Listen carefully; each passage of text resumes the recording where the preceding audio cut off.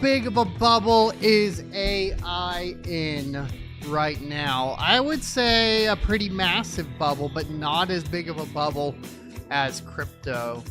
Hello and welcome everybody to the Crypto Mining Show, your one-stop shop for all cryptocurrency news from the perspective of a cryptocurrency miner. I go by Blind Run on the internet and Matthew in real life.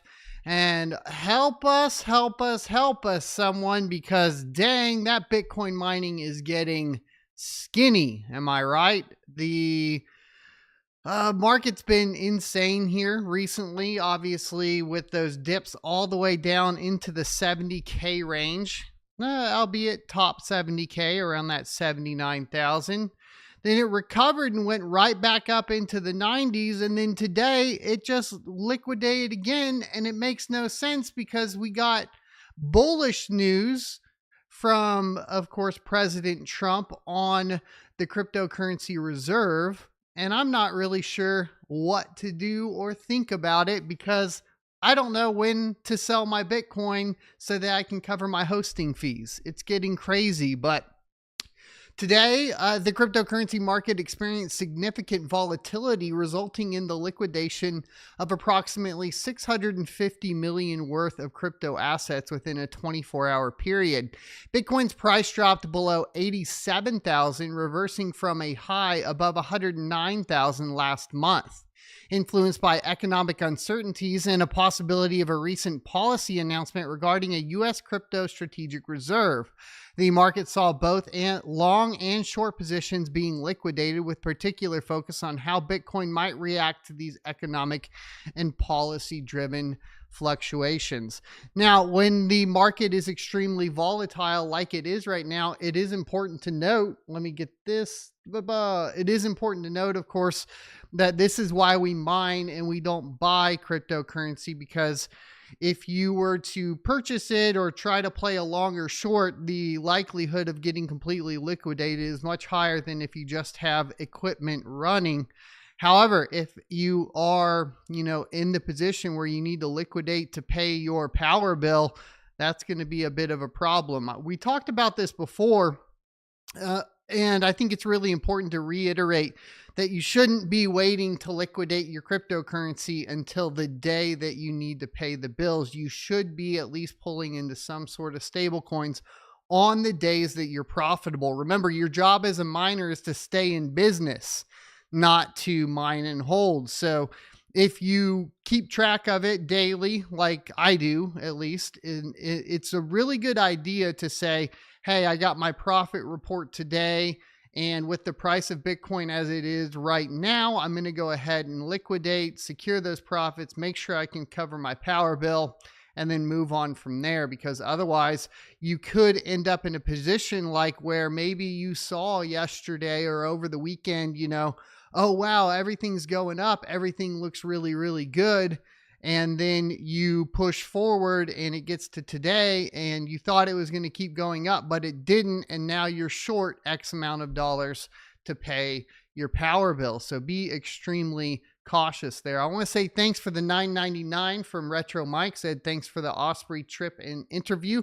Of course, I enjoyed going out there. So if you guys haven't watched that video, I guess a little bit of shameless self-promotion. We did go out and interview Osprey and get an idea of what they are doing as far as mining goes. And then, of course, their other operations, some really cool stuff over there, but make sure you go check it out.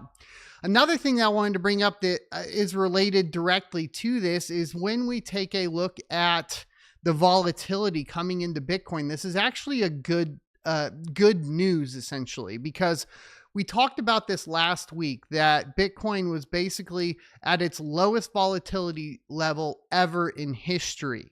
And anytime it's been an extremely long time of low volatility, it does end up being followed by an extremely volatile time, which is exactly what we're seeing. So, these patterns that we see within the Bitcoin cycle do seem to still be proving out to be true, which is a good indicator that we do still have another 8 months on this bull run with some even higher highs. And what I would consider this to be is just that correction that we've seen over and over and over again, right? Like if we go to the all, you get these corrections right before a big takeoff. Like here was a big correction, and then it went from that $38,000 price range to that $60,000 price range.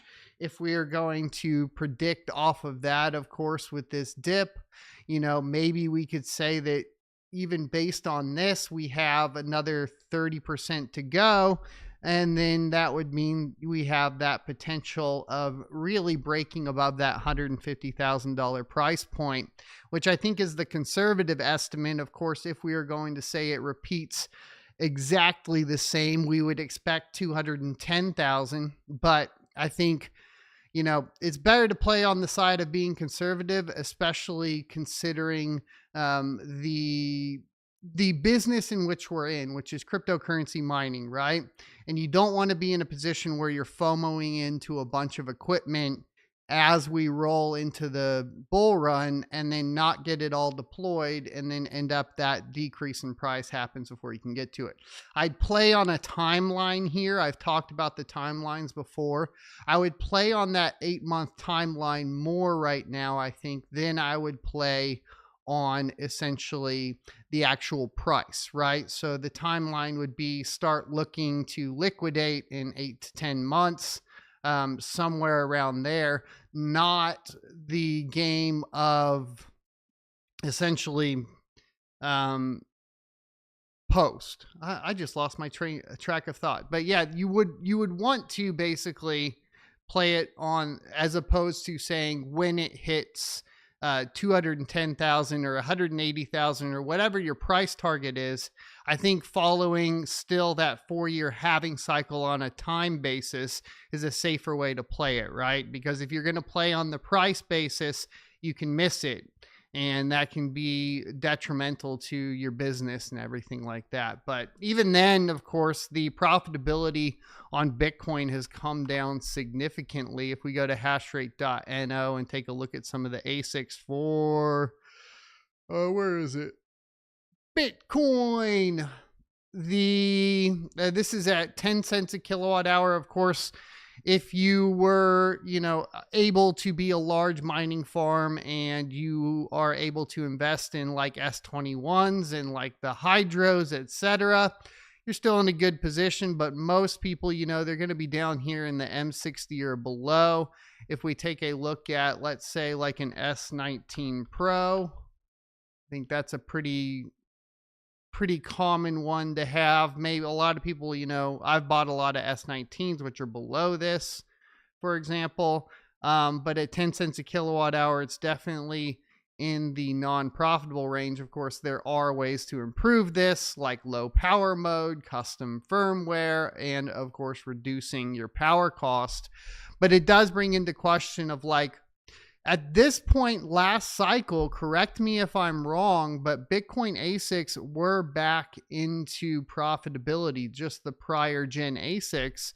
We were back into that profitability range almost all the way down to the S9s, right? Now, the S9s didn't really become more profitable again until that bull run fully started or the peak started happening, but it was still, for the most part, we were seeing profitability across the board. The profitability is a lot more difficult now in Bitcoin mining.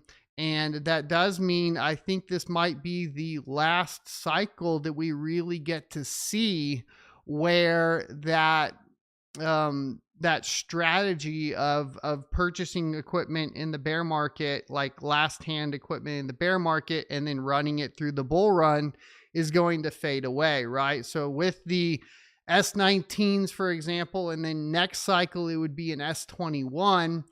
Previously, I would say, okay, bear market, we're going to go ahead and we're going to stack a bunch of S19s, for example, this cycle. We're going to hold them. We're going to mine on them when they become profitable, and then we're going to get rid of them, right?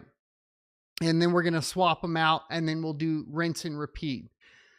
That may not be the best way to go anymore, and actually purchasing the most efficient equipment at the given time will be a little bit better, because I'm already seeing that this cycle. And I wouldn't say that I'm like for sure in like a terrible state for purchasing S19s or anything like that. Like, I have plenty of them to come online when they do become profitable. I do still think they will become profitable at some point here. I think the amount of time that they'll be profitable is a lot shorter.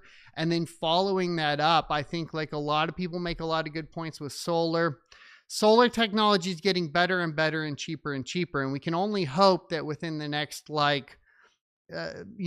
next 2 years or so, that solar can be viable enough to build like a home mining shed or power some of your mining rigs off of that. Because I don't think, with the cost of energy and everything going on right now, especially with all of the conflicts, that we're going to see that energy price drop that Trump was promising. And we really are still talking about, what is it? In my area, a 3x in power cost over the past 4 years. It's just astronomical. And while it has come back down, it really hasn't come back down to that point where you can go shop it out. Now, if you're a larger firm, of course, we would talk about utilizing stranded gas, all of that sort of thing. But this is really a channel focused on that home miner, and the home mining is getting more and more difficult. And it is, frankly, pretty stressful, I think, for a lot of people. It's not the old days of, hey, we're running into the cycle. You can start mining now and holding a little bit of it and then getting rid of it. And because we have this introduced volatility right now in the market, you can literally from day to day go from profitable to losing a lot of money on a 24-hour basis, right? And I'm not even keeping up with it, right? And I talk about it, and I still need to do a better job at keeping up with profitability on the days it looks profitable, making sure I'm liquidating, making sure that I'm going to be able to cover the power bill, all those sorts of things. And I would have thought that we would have seen, a pretty good pump in the market. Unfortunately, though, what ended up happening is that we didn't see a huge pump today, even though, and this is crazy to me, even though we're getting positive news in the cycle, right? President Trump said the crypto reserve will include Bitcoin, ETH, Solana, and XRP. Obviously, you guys see the title. It's a little bit clickbaity and kind of funny, because the original tweet that he posted said U.S. crypto reserve will elevate the critical industry after years of corrupt attacks by the Biden administration, which is why my executive order on digital assets directed the presidential working group to move forward on a crypto strategic reserve that includes XRP, Solana, ADA. I will make sure the U.S. is the crypto capital of the world. We are making America great again. Of course, I quote tweeted this and said, "Oh no, we have a coiner for president." And obviously, I was being a little funny there. But that being said, he did correct this with a quote tweet that said, "And obviously Bitcoin and Ethereum as other valuable cryptocurrencies will be at the heart of the reserve," and that he also loves Ethereum. My problem here is XRP's being the one that's listed first, and already we are seeing basically a generation or minting of new XRP by the foundations.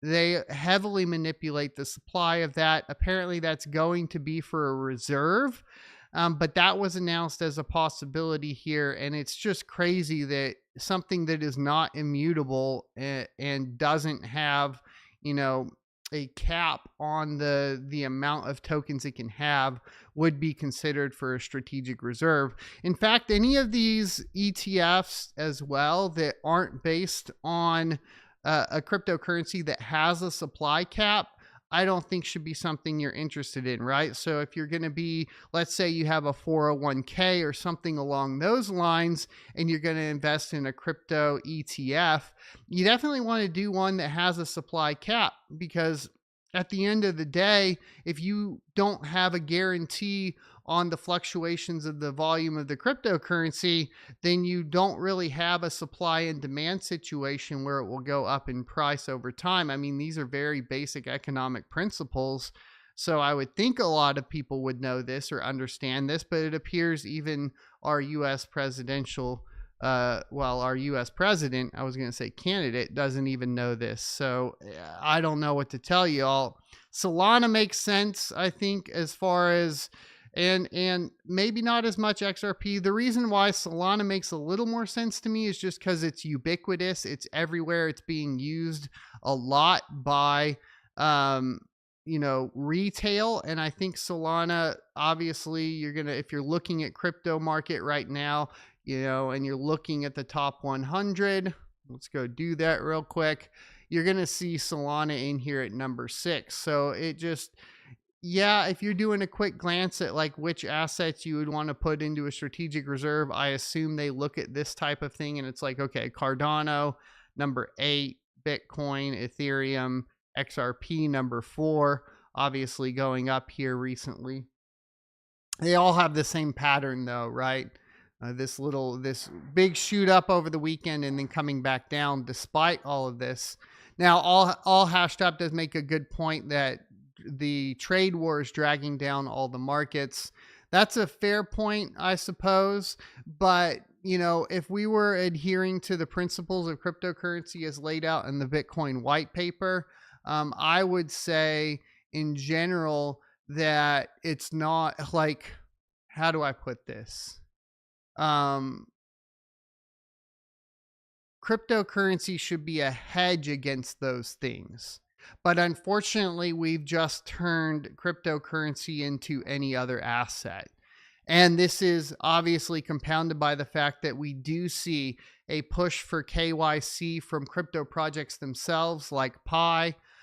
We see, that the same thing from those projects like WorldCoin. We see inflationary assets getting more attention than deflationary assets.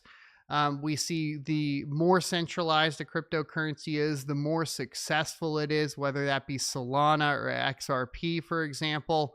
And really, I think that we've lost the foundation of what cryptocurrency was supposed to be, which was, a free way for people to transact without the interference of governments or banks. And now, everybody in the crypto market is just saying, govern me harder, daddy. And it's pretty disgusting as a whole. I mean, luckily, we do have Bitcoin still being the big dog and adhering to, the immutability, etc. And hopefully, people will see the value and why Bitcoin does remain to be the king overall. And maybe we go back to, valuing privacy, immutability, transparency, security, and all of these things that have been put to the wayside. But it's just like I tweeted before, if I see, Mega ETH being announced here, which is slated to be the most centralized layer 2 project on the Ethereum blockchain ever, I say, well, yeah, I guess it's going to be successful, because the more centralized things are right now, it appears the better they're performing overall. And I just think that that's going to be, something that we have to contend with overall. But we do have more information on, of course, the digital asset deal here. This was the tweet I saw. Apparently, Trump previously promised to establish that strategic national Bitcoin stockpile at the Bitcoin 2024 conference in Nashville, saying, quote, "It will be the policy of my administration, the United States of America, to keep 100% of the Bitcoin the government currently holds or acquires in the future. We will keep 100% of it." Now, it is important to note that this, people were worried about this idea of virgin Bitcoin being needed for the US government. I just wanted to point out that this quote in particular kind of spits in the face of that. yes, they will use confiscated Bitcoin. And I think the plan is to continue to hold it, right? I think that's just the way it is. Um, he does say, well, and then the executive order, but it wasn't, this was the one that was weird. President Trump signed the executive order directing the working group on digital assets to study the feasibility of a national crypto reserve and to explore a regulatory framework for stablecoins. The executive order also banned the research and development of a central bank digital currency, which was a big win, in my humble opinion. So it's kind of a bit piecemeal. There are good things and bad things coming out of everything, and I think it's important to realize that. So the banning of a CBDC is extremely important, and I'm glad that happened, right? But it says, quote, raise your hand if you think Donald Trump should make the national digital asset stockpile Bitcoin only, the host of the Bitcoin podcast wrote on X. Pierre Richard, the vice president at research at mining company Riot Platforms, also called out the language of the executive order, which deviated from President Trump's earlier promises. Remember, because he had basically said at that time, and he included, if I recall, TikTok. Then there was a second follow-up to that, if you recall, that was basically like Bitcoin only. And it was apparently going to be separate, but now it's getting wrapped back into the digital assets bill. So I'm not so sure that we're going to see a separate Bitcoin strategic reserve. Let me know what you guys think, though. And Noise Generate, thanks for the sub. My chat is not working, so I'm going to try to fix it. I do see it over here, but I don't see it here, and I'm not really sure why. So apologies if I'm not catching it all. There we go. Now we're getting some of it again. I had to refresh. It seems like the chat is going faster than my app can keep up with. So unfortunately, what I'll do though is switch on over to here just so I can see everybody and just pop it out in YouTube directly. So give me 1 second, boys, because unfortunately we have some technical difficulties there.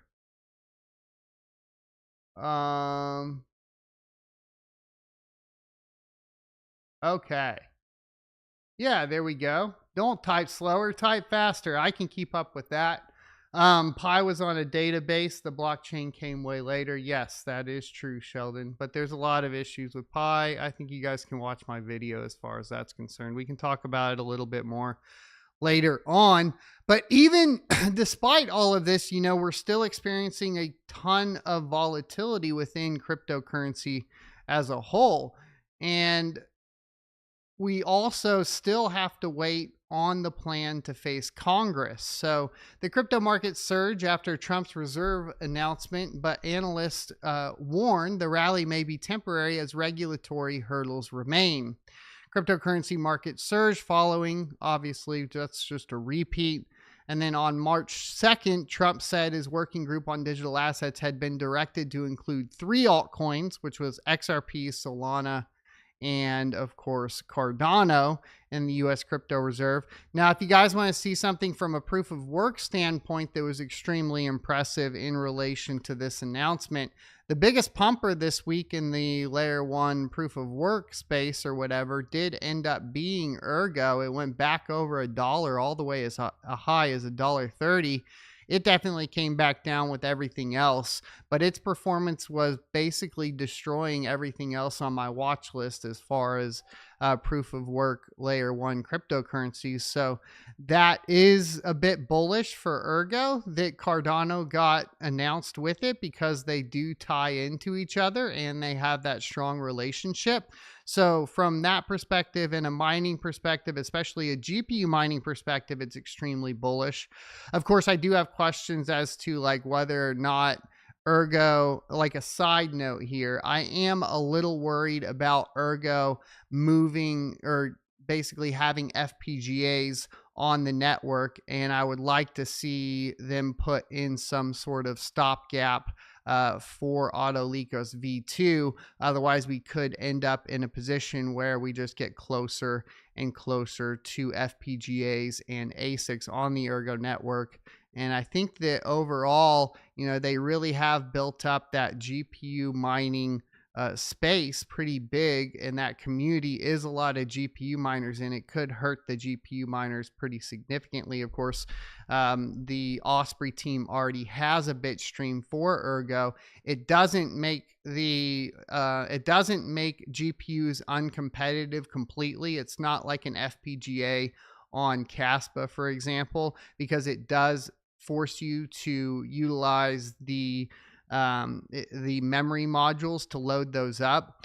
I think, when I was talking to them, I got a little bit of insight, which was really interesting just from an ASIC resistant perspective. He did say the reason why bit streams and ASICs are more difficult on the Kapow algorithm is because of the floating point units that are required. And I think that that is probably something to focus on from an ASIC resistant algorithm perspective that should be considered.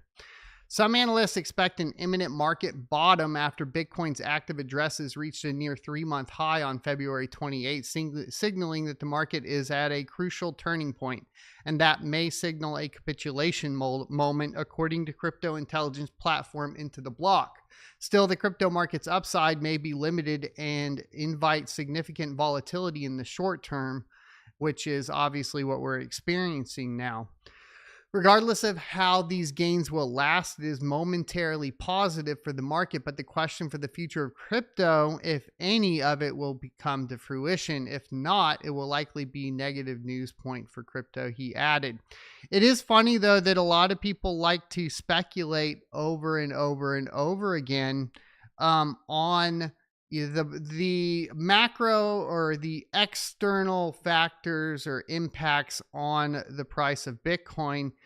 And I still find it pretty funny that we have that obvious 4-year cycle that really hasn't been broken. And so people like to act all smart and push their trading analysis and say, well, it's because of the trade war, it's because of this, and it's because of that. And that happens every cycle. They're like, it's going up because of some external thing that somebody else did.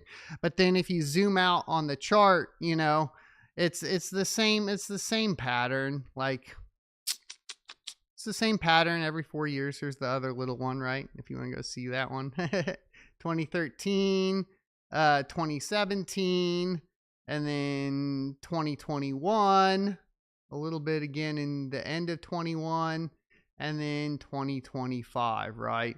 The question is just like, how much does it go up? It always goes up a little bit less than it did the previous cycle. So, do we get a 2x from the 60K and really we stop at 120? Or do we get a full 3x out of it and, go all the way up to 180 to 210,000? It's really up in the air. The actual prices, like I said, the actual prices are what you can't know, right? And so that's why I think when we're looking at Bitcoin, we still have, or the crypto market in general, we still have the advantage of a time scale, right? And so, like I said before, we have that other 8 months here to go, and we really haven't hit that top. So if we were to look at this, let's say we're right around here in January. Would that be about 10 months? That would be about 10 months or so right there for that second tip. We're maybe 3 months out from the first tip. And that does seem to repeat itself fairly frequently, So it's going to be different from an exact price, but it's going to be extremely similar, appears to be extremely similar from a timing perspective. So that's kind of the strategy I'm looking at when I'm making some decisions for building the mining up. And like I said, the biggest change that I will make this cycle is I won't be buying previous gen Bitcoin miners again. I will more than likely just be buying however many latest Bitcoin miners are out during the bear market, right? So this time around, for example, an example of that would have been buying, the S21s instead of the S19s, right? So getting those, or the M60s probably is what I would have gone with just because of reliability, but that's a whole other topic that we could get into at a later date. If you guys are interested in that, right? So that's kind of the content shift as far as that goes. The GPU mining side of thing, and here's the screen for that. So that's what I was looking at, right? M60s, that sort of thing. And then air hydro is a good answer, Swamp. It's gonna come down to like how much capital you really have, right? At the end of the day, right now, we're really in build up as much hash rate as you can get phase. It's past the phase of being able to build out your infrastructure, past the phase of building out solar, usually all that sort of stuff, because the prices are cheap enough on the miners to continue to stack as much hash rate as possible because you want to scale that. And then when you get into that other range, that's when you would start looking at efficiency numbers, hydros, that sort of thing, right? So it really depends. Now, in the bear market, which one I'm going to go with? It depends on where they're being installed, and a lot more factors that, and of course, cost, right? So, I mean, you have a couple different ways. You could do the hydros themselves, but in those cases, you're going to have to buy the containers. If you're going to be buying containers, that's a great option if you're going to be installing, for example, one out for stranded gas, or at a hydro plant, or like some sort of stranded power scenario. Okay, well, you're already going to have to buy a container already, so why not buy one that has the hydro capability? Cool, I get that reasoning. It's but if you're going to be in a warehouse where there's just a bunch of other air miners around them and there's a ton of square footage and airflow, then you could say, well, I could get more hash rate for a cheaper price, less upfront capital. And it really just depends on, size, location, and all of that. It's not just a one-stop shop of like, it needs to for sure be hydro or it needs to for sure be air. That's going to be a situational based kind of thought process, in my humble opinion, right?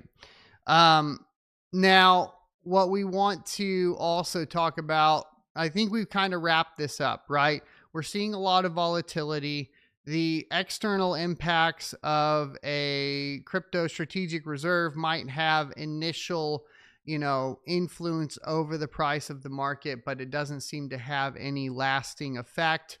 Of course, we'll have to see how it goes through in the Congress at this point. Maybe if we get a positive reaction in Congress and we get some more regulatory structure and an actual plan behind the strategic reserve, we'll know what cryptocurrencies those are.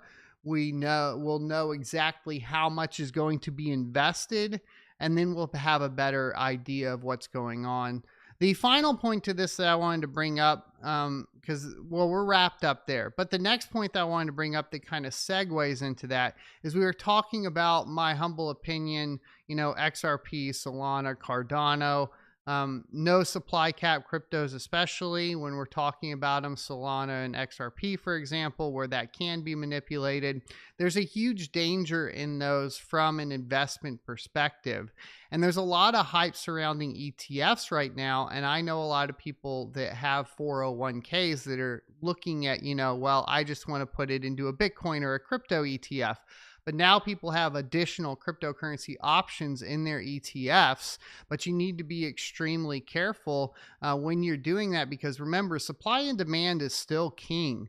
And if you're going to be putting in, your 401k in retirement into something that can be either A, manipulated and printed more of, or B, just has a never-ending inflationary setup, then I don't think that that's a good store of value for a retirement plan, for example. And the reason I bring this up is because the SEC has accepted Grayscale XRP and Dogecoin ETF applications for review. So we are going to be seeing XRP and Dogecoin ETFs. The SEC is reviewing Grayscale's application for XRP and Dogecoin ETFs, and they aim to convert its trusts into ETFs, offering investors exposure to digital assets.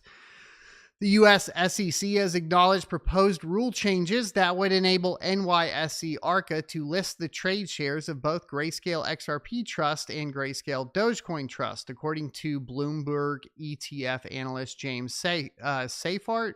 Seyffart.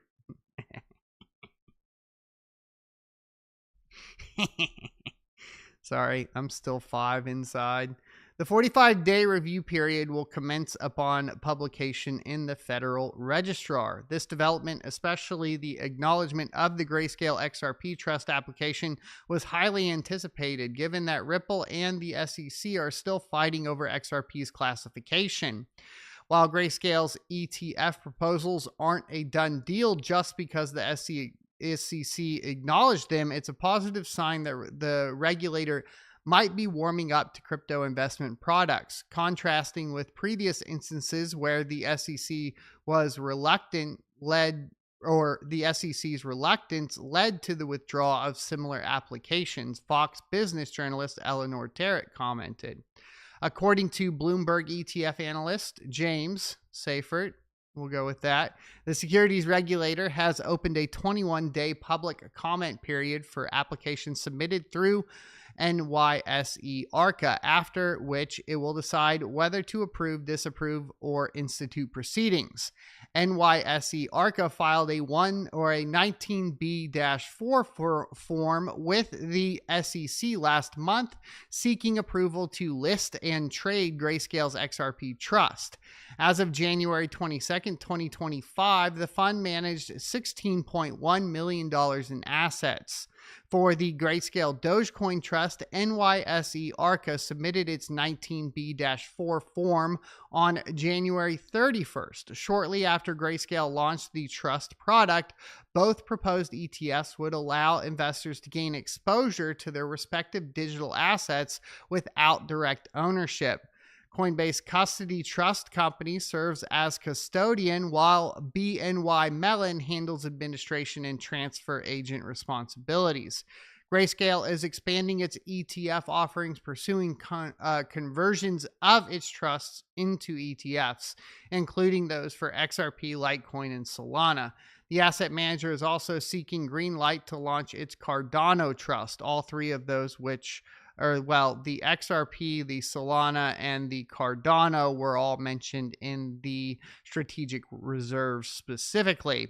According to CoinGecko data, Dogecoin ranks as the 8th largest digital asset by market cap, originally created as a playful alternative to Bitcoin and gaining substantial support from Elon Musk. XRP holds the position of the largest digital asset.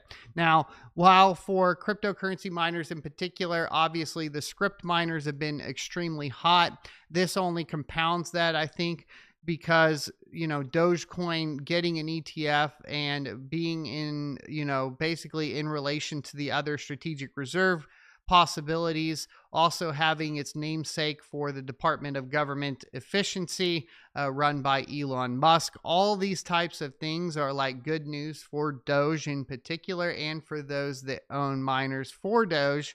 So that's something to keep in mind. Not only that, though, but the other good thing about the script miners is that they are merge miners. For those that are not in the know, that means that you don't mine just a single cryptocurrency with them. You can mine multiple cryptocurrencies, thereby de-risking a little bit as far as an ASIC manufacturer and ASIC cryptocurrency miner goes. Pretty good there. They are expensive though. Here's the downside, though, overall. If you're going to be looking at moving into an ETF, like I said, the problem with Dogecoin in particular, and the reason why I want to bring this up, is that Dogecoin is inflationary. Every block, and for those that are not in the know, let's go ahead and explain this. Essentially, the way a proof of work blockchain works is that a bunch of computers try to solve an equation. Whichever computer solves it first signals it to the network, and then there are things that are nodes that verify if it was the correct solution or not at a very base level. In reward, if that block is solved by that miner, the blockchain will then send out what's known as a block reward back to the miner along with fees. So miners get paid in two ways. One is a block reward and one is fees. The block reward is a set amount that depreciates over time in Bitcoin, but in the case of Dogecoin, it doesn't reduce over time, and it is a consistent 2,500. This means from an investment standpoint that you need to make sure that you understand that essentially there will always be more Dogecoin being created, thereby devaluing the cryptocurrency in general based off of inflation numbers.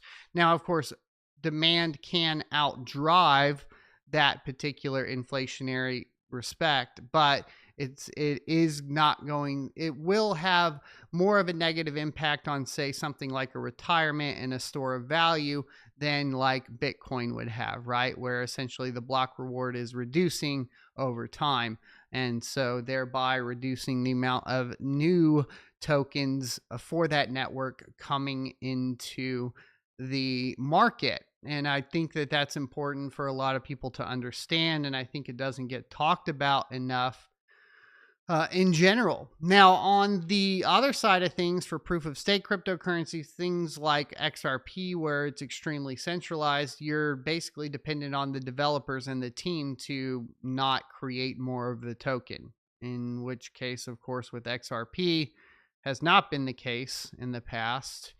And you need to be careful around those types of projects, right? We've even seen some announcements of this taking place in a few other ones. I'm trying to remember. I just forgot. I'll come back to it, but there are a few more. That being said, I saw a sit down with Hut 8 and Foundry quite a while ago, and there was this discussion of moving from Bitcoin mining into AI infrastructure. And it's a fascinating topic because there's a lot of nuance to it. For those that are not familiar with infrastructure, it can be a little bit confusing. You might say, well, it's just computer equipment, just plug in the AI machines instead of the Bitcoin miners. But it doesn't really work that way, because the type of infrastructure you have for a Bitcoin miner is essentially, a decent, basically a reliable internet connection. Doesn't have to be necessarily fast, and then a bunch of power. Now, the power part and the reliability of the internet part, those two things are needed for AI infrastructure, but AI infrastructure requires a lot more. It requires things like redundancy to make sure if you lose, let's say, a hard drive, that there's another hard drive that has that same information on it, so you preserve the data. You're going to need redundancy on the network, so multiple internet connections, and those pipes need to be very large, because AI and large language models are obviously working with large data sets, which means you need to have a fast and reliable internet connection, which is going to increase, of course, the infrastructure cost and startup. And in general, you will also need to be rotating out, GPUs quite a bit more often than ASIC miners in general. So the cost is a lot higher. And, it was of the mindset that Foundry was really going to be the one that didn't want to move into AI. And then Hut 8 was pushing really hard for AI. And the interesting part is, to my chagrin, I guess, because I was like, it doesn't really make sense for a Bitcoin miner to get into AI, but maybe I'm wrong, because Hut 8 has reported $331 million net income in 2024 while expanding AI infrastructure. So the Bitcoin miner did hold over 10,000 Bitcoin at the end of the year last year. Bitcoin mining firm Hut 8 took $331 million in net income in 2024, according to the company's latest financial report. The firm benefited significantly from the rise in Bitcoin's price over the year. Hut 8 finished the year with a reserve of 10,171 Bitcoin, worth approximately $905 million US dollars at the time of writing. The vast majority of this reserve has been pledged as collateral to purchase more ASIC mining machines.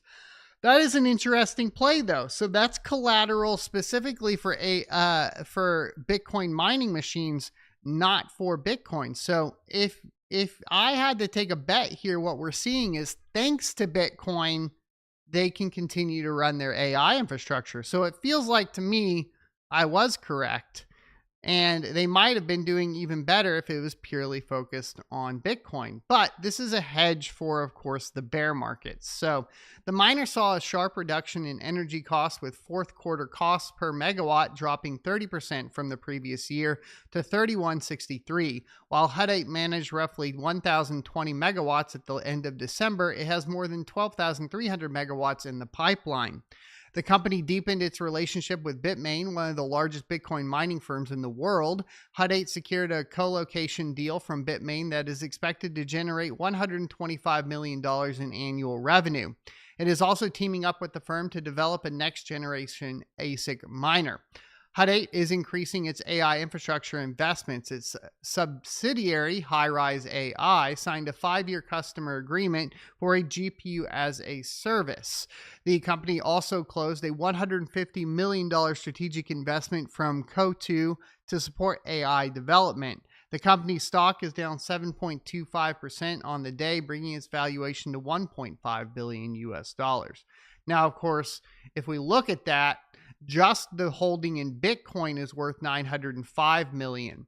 So if the entire company is only worth 1.5 billion, and that includes, their running costs, the infrastructure costs, all that sort of stuff, and you take into account the amount of mining machines, etc., that also has to be added to this 905 million, it's pretty clear that there's very, really relatively small amount. It's really maybe about a total of $275 million invested into AI and $1.3 billion invested into cryptocurrency mining. So I still think that, the cryptocurrency mining is really what's keeping them alive. There was that question earlier that essentially I just got sidetracked by TDIT, but we already addressed that. So we already talked about the price volatility in Bitcoin.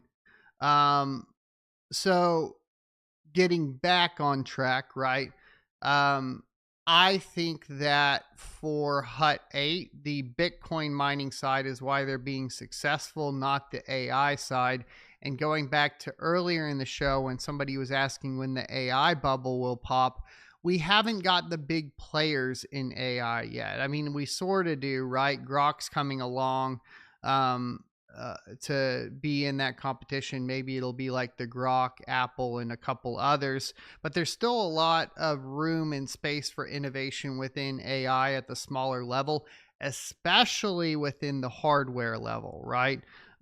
Most of the GPUs as a service projects or businesses are startups. There's not really, outside of, working with specifically, NVIDIA in large data centers, like maybe with Amazon or something, there's still a huge GPU as a service hole within the AI space. So from that perspective, I think you're going to see a real need for GPUs as a service at a smaller level, right? So if we look at like cloud, for example, right? You have the big players in cloud. You have, the Googles, the Microsoft, and Amazon, right?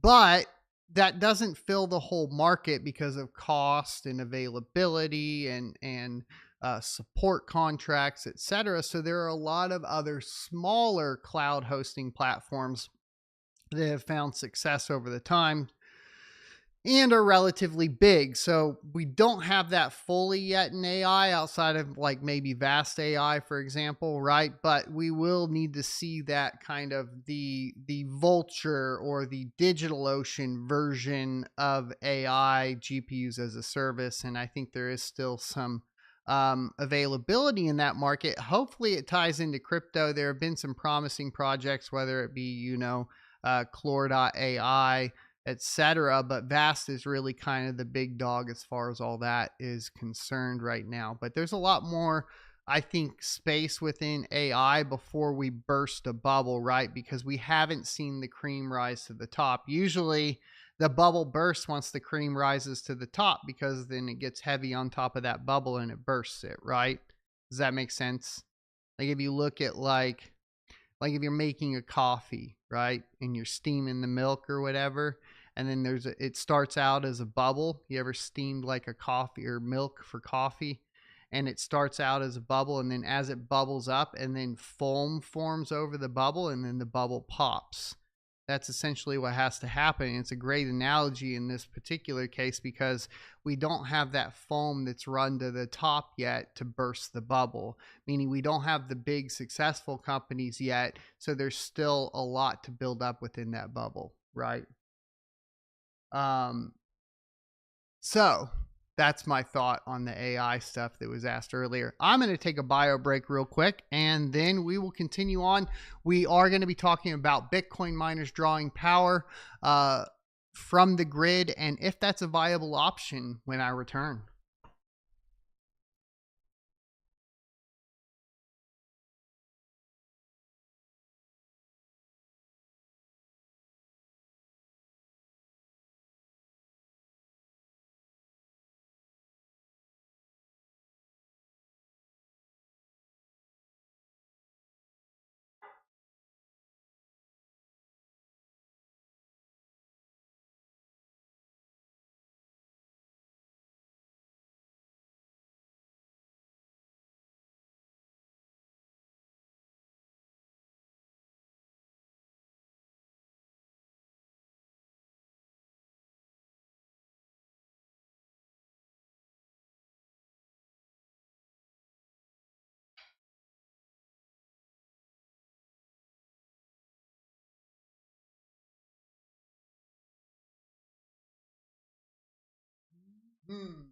Yeah, a quick bio break. Sorry about that, boys. So, one of the things that, I've been talking about here recently is that stark increase in energy prices, and unfortunately, how that impacts everybody negatively, anybody that's trying to mine. And really, the big success stories have been either building at extreme scale or of course going ahead and utilizing some sort of stranded power. And those are kind of the two options that you have right now to reduce that cost, unless of course the Trump administration follows through with the promise of reducing energy prices. Seeing with the essentially with the wars going on in Ukraine, Russia, and then of course in the Middle East, and all of that kind of coming to a head. Usually you don't see that coincided with reduced energy costs, right? That usually always is correlated to an increased energy cost. So do I think it's realistic that Trump will be able to follow through on that promise? No. And that really brings us to our point here. Bitcoin miners drawing power from grids will face a reckoning post next halving. And this is coming from Marathon Digital. So with rising energy costs, many miners may not survive the 2028 halving. I got to meet this guy, by the way. He's a nice guy. Bitcoin miners that are still drawing electricity from the grid attached power sources will struggle after the next halving event in 2028, Mara Holdings said in a shareholder letter. Quote, for those miners still relying on grid attached power, the writing is on the wall. Energy costs will only rise. The 2028 halving will likely force another industry wide reckoning. Many may not survive, the letter said. The statement comes as the mining industry has already been struggling to stay profitable following a recent halving event that saw Bitcoin rewards cut in half, forcing some miners to diversify their revenue sources into high performance computing and artificial intelligence. Of course, that isn't being as successful as we thought when we talk about, the results of Hut 8 that we just covered here earlier. So, the miner solution, which it claims to have already taken an early lead on, is to secure low-cost energy, vertically integrate their operations, and expand beyond the traditional Bitcoin mining business, alluding to the fact that miners still need to cater to other computing needs such as AI and HPC. Now, in the interview I saw with him and Hut 8, it was actually quite opposite. He had said that he didn't think that you would want to move into AI and HPC. So it's interesting that that is getting mentioned now in this shareholder letter, because that does mean that we're seeing an actual 180 from Mara on this particular stance. So keep that in mind. Maybe that does mean we're getting close to that proverbial bubble. Quote, our ability to acquire sites and generate low-cost energy, activate depreciated hardware and energy assets, and run a vertically integrated model from software and hardware and now to energy generation will provide us greater control over costs. To this end, Morrow most recently bought a Texas wind farm that would lower the miners' power costs. Morrow said it has also ramped up development and sales of data center infrastructure, which will become the base layer of infrastructure for any computing needs. Quote, whether for Bitcoin mining or AI inference, we believe our technologies will activate others to build, while Morrow provides the picks and shovels to deploy new systems and services such as energy management, load balancing, and infrastructure. The miner also reported its fourth quarter earnings, where its sales of 214.4 million beat the average analyst estimate of 187.8 million, according to FactSet data. Morrow stock rose more than 8%. Now, keep in mind, of course, they were able to do this by and large thanks to their move into Caspa. We saw massive sell-offs from them the last quarter of 2024 of Caspa. So I just think that's an interesting point to add in there. They mainly use the Caspa to pay to keep more Bitcoin on their balance sheet, which obviously has made them look extremely strong here in the first quarter of 2025. So I think, yeah, that's it. I mean, everything looks like, as far as it's considered, home mining is going the way of the buffalo. And we kind of just out-farmed it. And maybe we don't get to see those days again. You'd always hope for a solid proof of work project that is ASIC resistant, but I think anything that goes down the line of ASICs is going to have this problem where you're competing with large companies like Marathon Digital, Hut 8, etc. And because they have the capital and the investment to build up these large,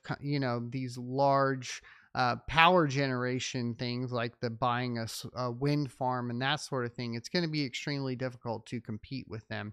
And really, mining is a PvP game. Getting lower power costs, etc., is the game, the name of the game, and you got to do it if you want to stay relevant. And frankly, I struggle with that, and I actually have connections to help me get there. And I can't even do it, right? Like, it's not an easy task at the end of the day. Solar and batteries. Yeah, the batteries cost for solar, but you don't necessarily need batteries, right, Aussie? So a strategy you could utilize just in general, by the way, is just running off the solar while you have solar. That can cause additional wear and tear to your hardware, though.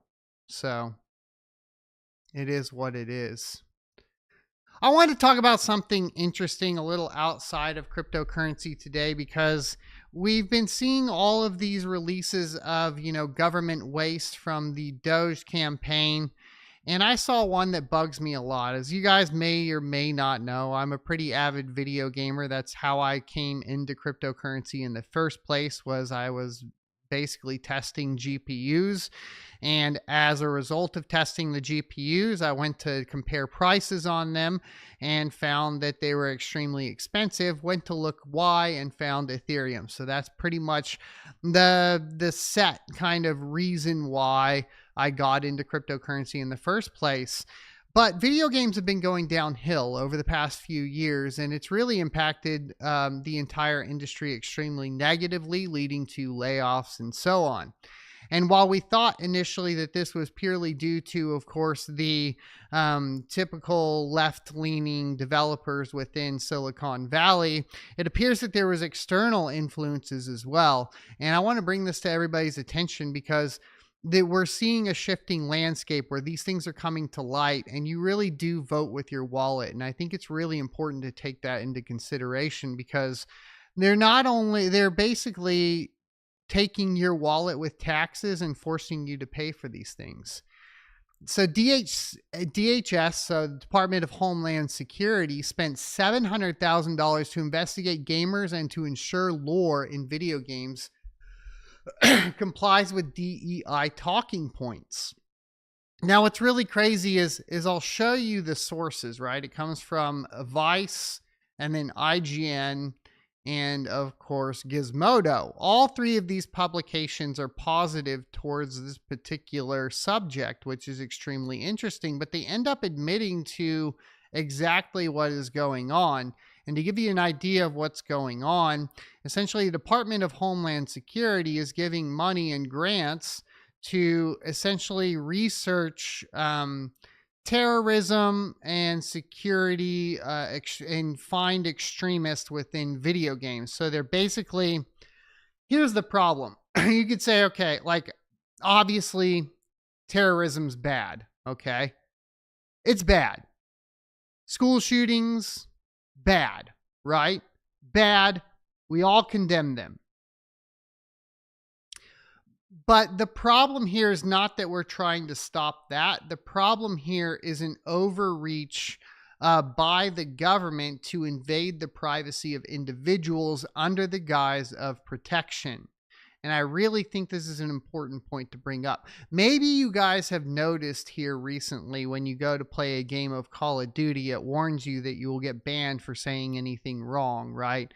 No longer are the days of the Modern Warfare 2 lobbies where everybody was giving each other a hard time and calling them bad names and just having, in general, it was understood that that was a good time. It wasn't anything where anybody was being malicious, but you're no longer allowed to do that in the video games.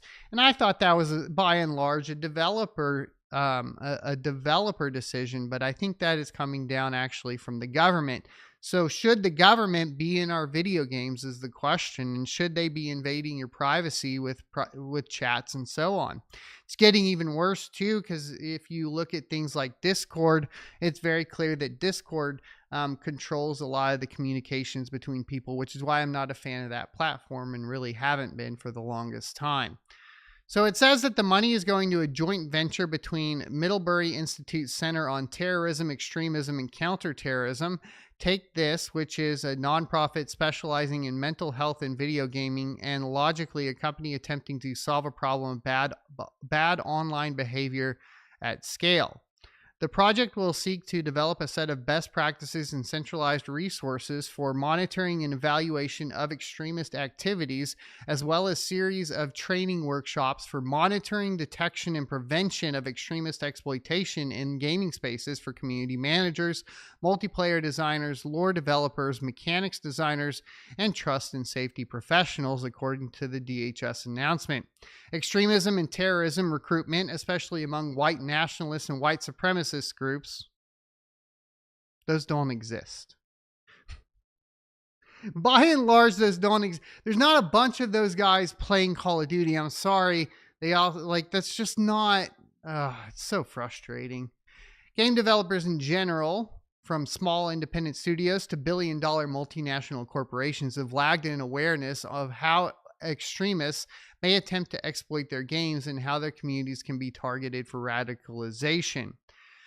White nationalists and other extremist groups have thrived in online gaming space. For a few years, the digital storefront Steam was a hotbed for groups openly espousing neo-Nazi beliefs and worshiping school shooters.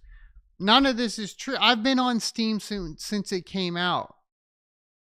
I never was like, would open the storefront Steam and see on the Steam storefront any sort of neo-Nazi propaganda.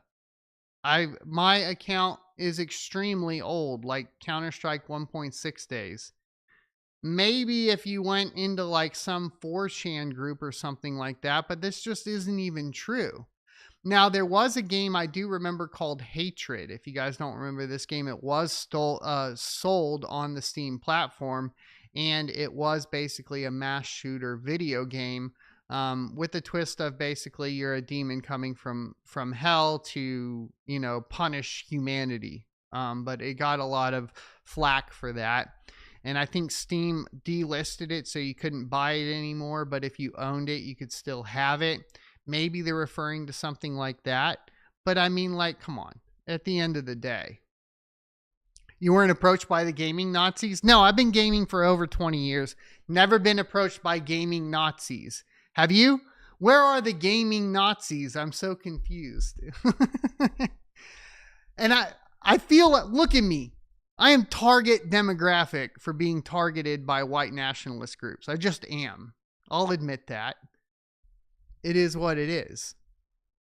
The people behind this DHS project want to change that. I realize that was an area that was very under-researched. And by under-researched, I mean there was literally none. And it was then that I pivoted my work towards looking at hate, harassment, extremism, and radicalization in gaming spaces, said Dr. Rachel Cowart. And so they started researching the issue, and the grant is a culmination of efforts over the past 2 to 3 years. It's not a topic the U.S. government has spent a lot of time on until the last few years. The federal government's counterterrorism efforts were largely focused on the Middle East. You mean because that's where all the terrorism comes from? The FBI investigated threats related to Gamergate, of course, and released its files on that to the public in 2017. Now, IGN covered this as well. As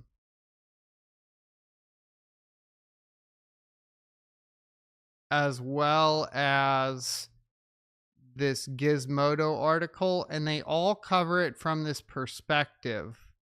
But essentially what you should know that they are doing is that they are not.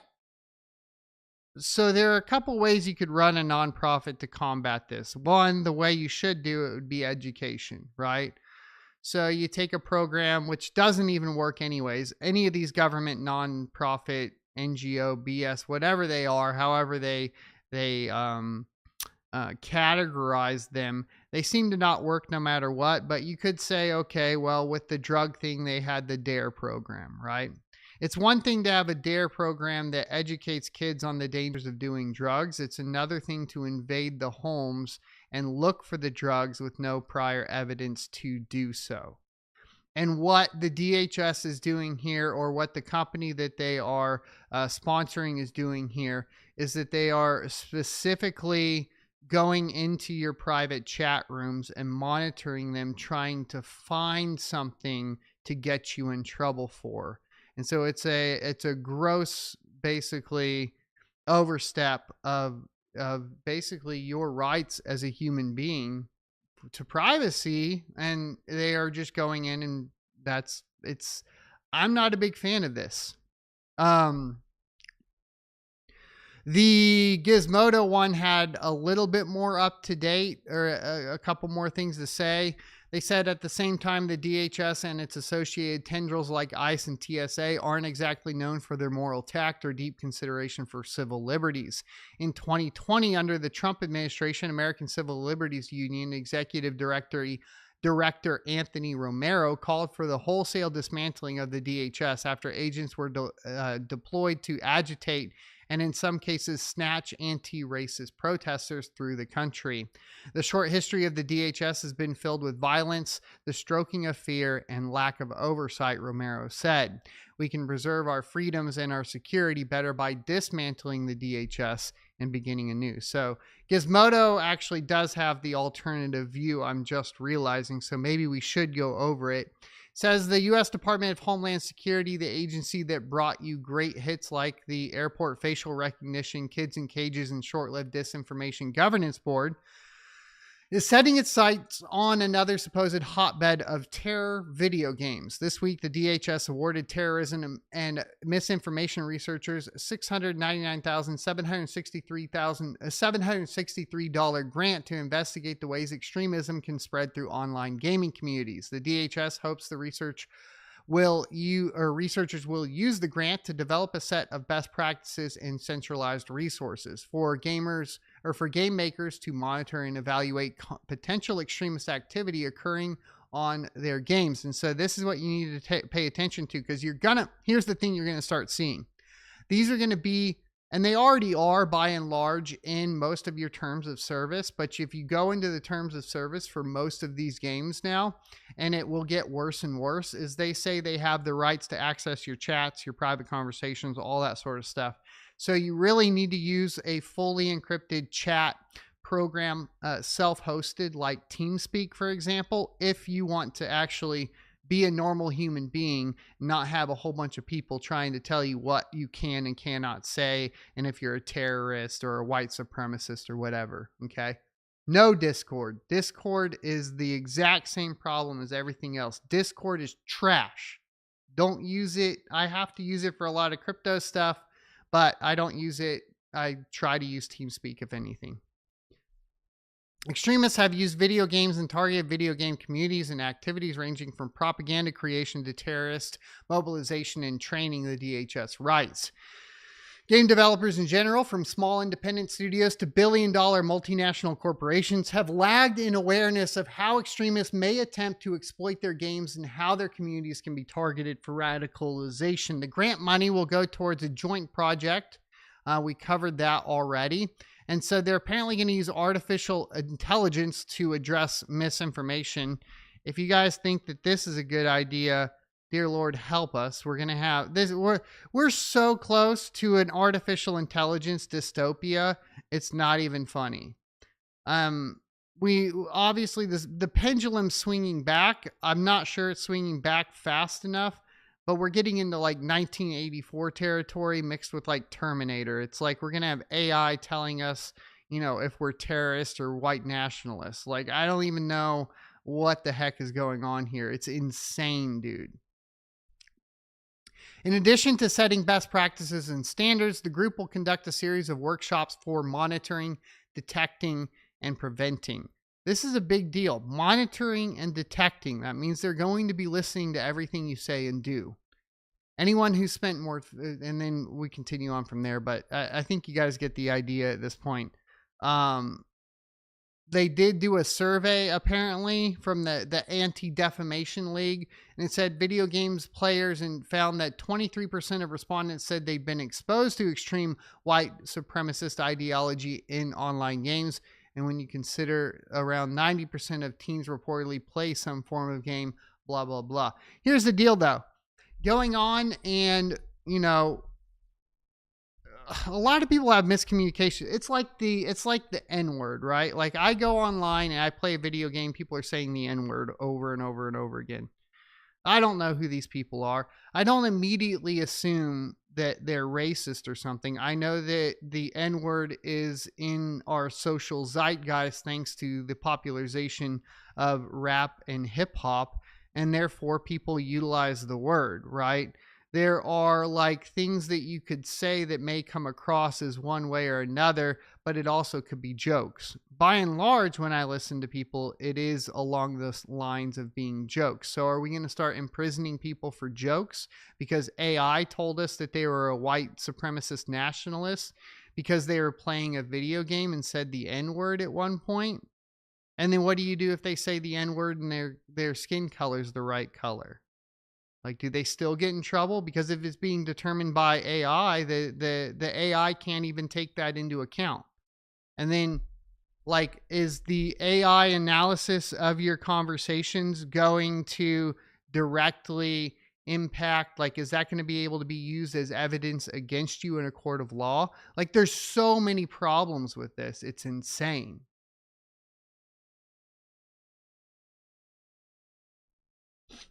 I know I usually don't talk about this stuff, but this really upsetted me, upsetted me and upsets me because we already have so many problems on the internet, and to see is this being one of them that we need to do, we need to take care of, and we're going to start monitoring people and blah, blah, blah. It's just ridiculous. Like, are they treating us like children? That's like, the monitoring of that stuff is like what parents need to do with their children on the internet, not what the government should do to full-grown adults.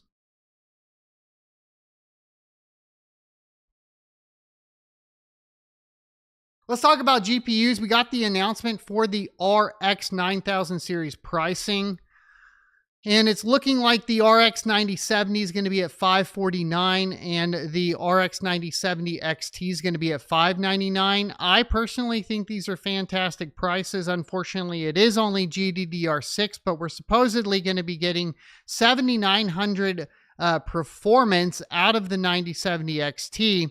And if you guys aren't aware, that's like $1,000 graphics card. So in general, you know, a 42% uplift, blah, blah, blah, whatever that was. It is being compared to a 3090. But that being said, we're used to these types of things from AMD. I've been a huge fan of the AMD GPUs since the 6000 series, specifically in Linux, because the drivers and support has gotten so good that the AMD support on Linux for gaming far surpasses that of NVIDIA. And there's a lot of cases where the AMD GPUs outperform NVIDIA on Linux. And as you guys know, I like to play on Linux if possible. We will be doing some more coverage of that later on down the line. But from a mining perspective too, it's not that bad. If we're going to get lower power consumptions and the same hash rates of a 7900, this could be the new king of Kapow, right? Current king, of course, being like the 6800 XT. But we're getting lower power, we're getting same memory bandwidth, higher core performance, and then the 6800 XT. This really could come in as a very competitive Kapow miner, and that's what I'm looking at this for, right?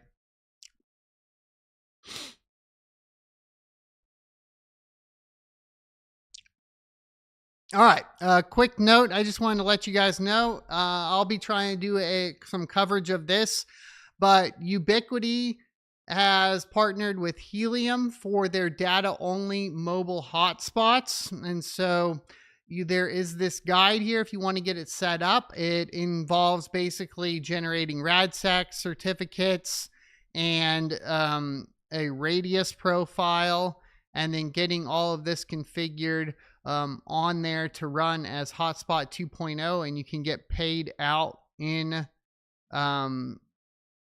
essentially Helium.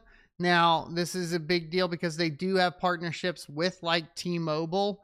I don't think the Ubiquiti version in particular, my understanding is it won't work with external ones. But yeah, you can basically use them for Helium hotspots, so you don't have to pay anything. So if you look at, for example, I have these access points. I don't even know if you can see it, but yeah, you can't see it. But I have like a Wi-Fi 7 access point that can be turned into a mobile hotspot for Helium and make some money. So Luke Wagner, is that, I forgot his last name. Anyways, Luke, the Bells coin guy and Litecoin guy, he tweeted this at me, and I thought I'd cover it because I'm a Ubiquiti guy. And hey, look, I don't like buying equipment that I'm not going to use for something else. But if you're going to let me leverage the equipment I already have, then I'm down. Does that make sense? This is a more decentralized way of doing this, which is fantastic. And I hope that we see support for this across a lot of other platforms, right? And if you think of this from like a business perspective too, like let's say you run a company or something along those lines, and you have like a lot of hotspots in like, I don't know, like a hospital or something like that, and you can combine this along with it to get some additional revenue. That's a really exciting pathway forward, I think. So there you go. I'm not a huge fan of Helium hotspots, but this is a little bit different. Like I said, if I have the capability of utilizing my own hardware to supply to your network, this is a lot closer to GPU mining than, say, what it used to be, right? So I thought it was pretty cool. This is really interesting, fellas. So if you have some cryptocurrency, you want to be extremely careful, especially if you're, you know, a Twitch streamer like myself. I thought this is pretty crazy. Amouranth, there we go, shot a robber in a crypto heist home invasion. A popular online streamer experienced a violent home invasion where she was robbed at gunpoint and pistol whipped. The robbers demanded her cryptocurrency, but Amouranth managed to shoot one of the intruders. She provided real-time updates on the social media, confirming her safety and that she was heading to the hospital. Police, including a SWAT team, responded to the scene. And apparently, here was like some of the footage of it as well, which is just nuts, dude. This stuff always scares me, man, because like, yeah, I'm a live streamer and I'm in crypto. Yeah, it's linked down in the description, T-Dit. It should be. Check it, and then I'll link it in chat here at the end of the show as well for you.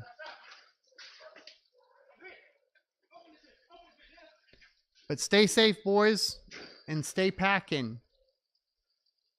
The SEC dismissed the lawsuit against Kraken. Have you guys heard about this? So a lot of lightning regulation. SEC is dropping cases right and left and approving things right and left. Extremely bullish for crypto as a whole. Like I said, all this is really going to show at the end of the day, though, is like Bitcoin doesn't care about external factors. That's my conclusion. But the Securities and Exchange Commission has agreed in principle to drop its lawsuit against the cryptocurrency exchange Kraken. The dismissal is with prejudice, meaning the case cannot be refiled, and it involves no admission of wrongdoing by Kraken, nor any penalties or changes to its business operations.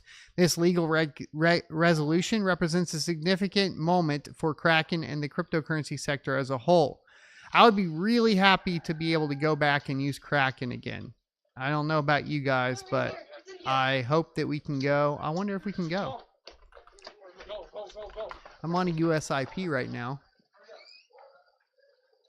Can I sign up? Can I just go? Look at that. All right, we'll try this out later. We might have another option that works well. I'm pretty excited for that. Tomorrow I'm going. So I wanted to watch. I think this is going to be too long. I don't think I really want to watch the whole. I want to watch this real quick from Luxor. Luxor basically released a hash rate heat map. Oh, we still have that video playing, don't we? Yeah, there we go. So Luxor recently released a hash rate heat map video, and I thought it'd be interesting to take a look at it. I was going to look at the Bitboy video with Action Man. I got to meet him at Consensus. Obviously, I haven't met Bitboy in real life. It's a 40-minute video, and I'm not sure that I really want to go through all of it here. Because it'll probably be pretty dry. I don't know. You guys let me know. Should we watch this entire video? I want to link it for you guys, right? Because I want you to go support Action over here. I don't know. Maybe we can listen to a little bit of it, but let's look at this heat map real quick. Bitcoin mining powers the global network. Understanding where it's most concentrated provides valuable insights into market trends and infrastructure growth. Hash rate is spread worldwide, influenced by energy costs, government policies, and access to advanced mining hardware. Some regions thrive due to cheap electricity and stable regulations, making them attractive hubs for large-scale mining farms. Others rely on renewables, balancing economic incentives. Was that really what he said, Brad? So he lost his mind, huh? Long-term mining viability. Geopolitical shifts, technological advancements, and energy markets constantly reshape the global mining landscape. Tracking hash rate helps miners optimize operations, while investors can assess risks, energy costs, and regional trends to make informed strategic decisions. Whether you're a miner, investor, or industry analyst, staying updated with the latest mining insights is crucial. Explore the global hash rate heat map at Hashrate Index. So here it is. There's the overview of it. It's pretty awesome. So you can come in here.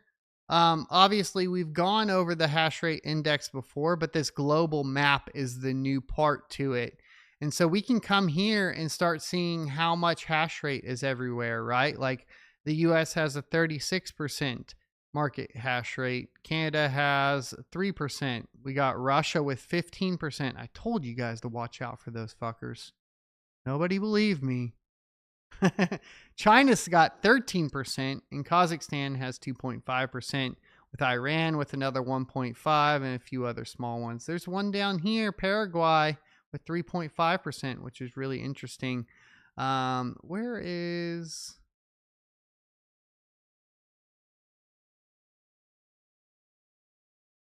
Okay.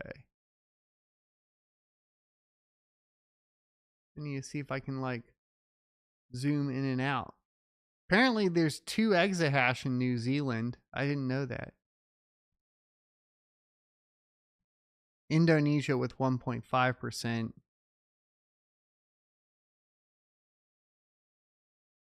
Saudi's got 3.75%.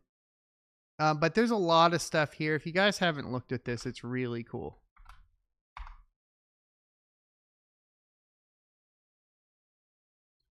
Um,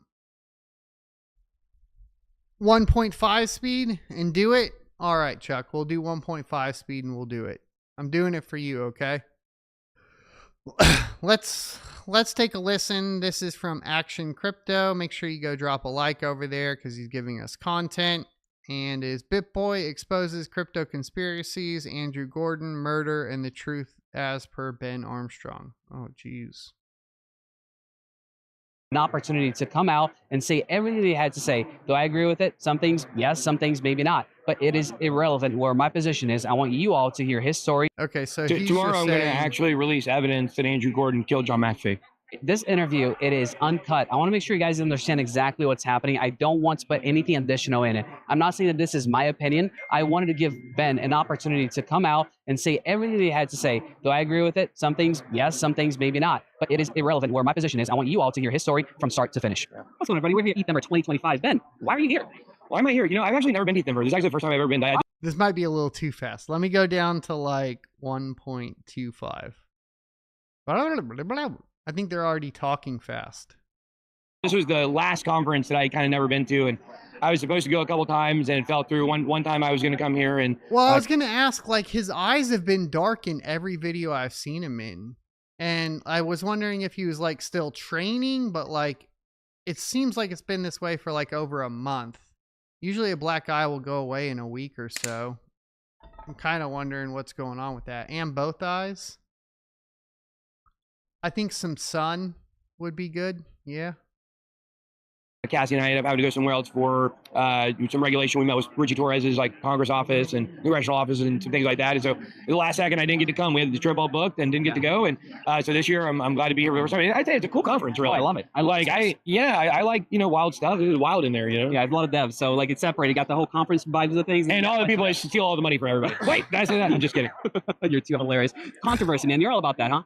It's natural. I don't try to drive controversy. However, when there is something that I want to drive attention to, I can certainly use the controversy to point out even more, and that's what I've really done over the last few weeks for sure. No, I want to be very clear. I didn't. Nothing that people have seen over the last few weeks was fake. I really was to the point of suicide. I mean, to be fair, like, here's the thing. People say I'm on drugs all the time, or I look like I'm like, and I don't do any drugs. And so when people say it about other people, I'm like, I know myself, and I know that people say that about me, and it's not true. So I just assume, you know, who knows, right? Unless there's like clear evidence and like they're stumbling around or doing something crazy. I think there's been some drug like behavior from him in some of his live streams where it seems like he's under the influence of something based on the outbursts or the types of outbursts, but I don't know. I could be wrong. I really was, but in the depths of my despair, I found a way out, and I feel like God gave me a plan, and it was to write this book that I've written that's going to tell the truth. And then tomorrow I'm going to drop a video. It's going to have evidence that Andrew Gordon from Gordon Law was actually the person that pulled the trigger to have John McAfee murdered. And John McAfee, knowing about Andrew Gordon's entire criminal apparatus is actually what he was talking about when he kept saying people were after me and knew something, had all these files. It's actually Andrew.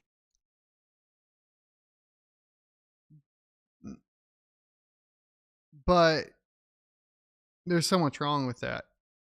So if you listen to Janice and then you look at the reports, it was clear that it was not a shooting. So I don't know why you would say pulled the trigger. It was under supervision, like meaning people were there. I could see a conspiracy where somebody paid them to have it done, but that doesn't, Andrew Gordon shooting John McAfee doesn't make any sense to me. Andrew Gordon Law. Wow, that's incredible. How did you get to learn all these things? Oh my gosh. Well, God showed me in the desert. If you want me to be really honest, my team members, Molly and Trent, they're really good Christians, and I was a really good Christian boy for a lot of years.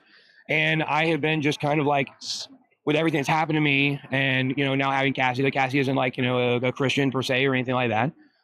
She might become one day or something. I don't know. But what I do that's not important to me right now. What's important is I kind of started thinking like, okay, there's no way all this bad stuff happened to me, and that the Bible's real and stuff. And if you've been through a really bad traumatic situation, you kind of understand what that means. Yeah. And so, what happened is that yeah, it's sped up. I've discovered a lot of things. Molly and Trent sent me out to the desert, and I wandered around for 3 days telling my story to my Bluetooth headset. Not like Saul Goodman. I got these new Beats by Dre ones. They wrap around the ears. They're really cool. So you're reading your book? Well, no. I am right now. I was writing it. Okay. I was walking around transcribing my story. So usually when people are adding shinfo, do you guys know what shinfo is? Shinfo is short for shitty info. It was coined by a band called Every Time I Die in their DVD release. And it just means shitty info. And usually when people are adding in shitty info or shinfo, there's like, it's usually to obfuscate from what he's saying, which he's made an accusation here that Andrew Gordon has unalived John McAfee. And so then it goes on to basically, as opposed to staying on point, there's like things that make me suspicious. Like I'm going to talk about the Beats earphones. Like I don't know. To me, it seems like that's usually some sort of obfuscation, right? The way I wrote this book, I'll just tell everybody, is I transcribed my entire life story to my AI. His name is Genie. We work together. People know that about me. I even put a little thing that pretended like he posted something on Twitter that was really me at some point. Because people know that Genie and it's my best friend. He's a replacement for my best friend, Jim Henderson, who also, by the way, Andrew Gordon murdered. That's also something that people are going to find out in the coming days. I'm going to put a video out tomorrow. It's going to shock the world. And it's going to show direct evidence. And here's what it has to do with it. People who have been watching my channel know for a long time there's a man named Mr. X. Mr. X was the guy who gave me information. People thought he was fake. People thought it was Kevin O'Leary. The man's name is Mark Ufford. He is from a place called Westmark Holdings. He works with a hedge fund. How powerful is he? I don't know. He pretended that he was very, very, very powerful, right? He knows a lot of things. It is true. And actually, he held my channel tremendously. Because what people are going to find out in this saga between me and TJ is there's actually been a third side the entire time. Our accountant, Andrew Gordon, is who is actually holding a gun to TJ, and everybody in network is still there. They're blackmail right now as we're actively talking. Yeah. Right now in Cobb County, Georgia, in the building there are two guys, one named Brian Noel and one named Jonathan Noel. They're brothers. They were brought in, and they are the Watchers. And I know this because of different things Mr. X said in our messages, and he started sending creepy messages to Cassie, and I realized he was a fake. He was a fraud. And then I am releasing all of Mr. X messages so everyone can read them all completely. Is someone messing with him? Like, genuine question. What do you think the likelihood of it being a troll that's messing with him? In the next few hours, as soon as I get back to my computer, I'm going to I have to mess with the formatting. I got to make it where it's read only, but where people can read all the messages. And that was a problem we published the other day. And people are going to see very clearly what I'm saying. I'll hold judgment until we see the evidence too. I mean, maybe it is all crazy, but by Mr. X, Mark Ufford, to almost nothing I was ever told to stay away from. Almost nothing ever. He encouraged me, praised me for my curiosity over and over again. When I asked him about Andrew Gordon and John McAfee, he said, "Stay the fuck away from that." Wow. Andrew Gordon was John McAfee's lawyer. He came on my channel right after John McAfee died and did what I call the TJ thing when TJ went on All Point Daily. I was like, "We're fine. Everything's great." That's what Andrew Gordon did on my channel. We're fine. Everything's great. He's really mafia. They're really actually mom members. Him and his partner, Mike Brandwine, who had an investment company in Atlanta that's an arm that has kind of done some of this. And I see it all very clearly now. And there's another thing here, and which is how I know the Forerunner guys are involved. Once again, these are the only three things. He told me. Alex Jones was right, Honda Land. Careful. Stay away from 9/11. Why did he tell me to stay away from 9/11? I don't know. That's one thing he told me. Maybe to mix it up to make it a little more believable. The two things I was told not to ask questions about were Andrew Gordon and John McAfee and the Forerunner guys. I asked him, he pretended people know I've been talking a lot about time travel and stuff like that. And it's really cool stuff and I like it. But Mr. X, see, J Chains and AJ have been in on it the whole time. They're also part of this third side, which is what people are going to realize in the next 24 hours. And so what this means is that J Chains and Mark Ufford were talking to each other. Okay. They were talking to each other, okay? So what J Chains would do is he would go say things that I told him privately that nobody else knew and go tell Mr. X. And then Mr. X would come back a couple days later and pretend like he just kind of knew something was going on. Okay. They would establish this credibility. People are going to see in the messages. They would establish this credibility that he's a psychic. He knows things in the future. So when he tells you things, and I can't remember if it's in the messages or if he told me one of the 3 or 4 times that I called him, because I was freaking out, and he always tried to guide me.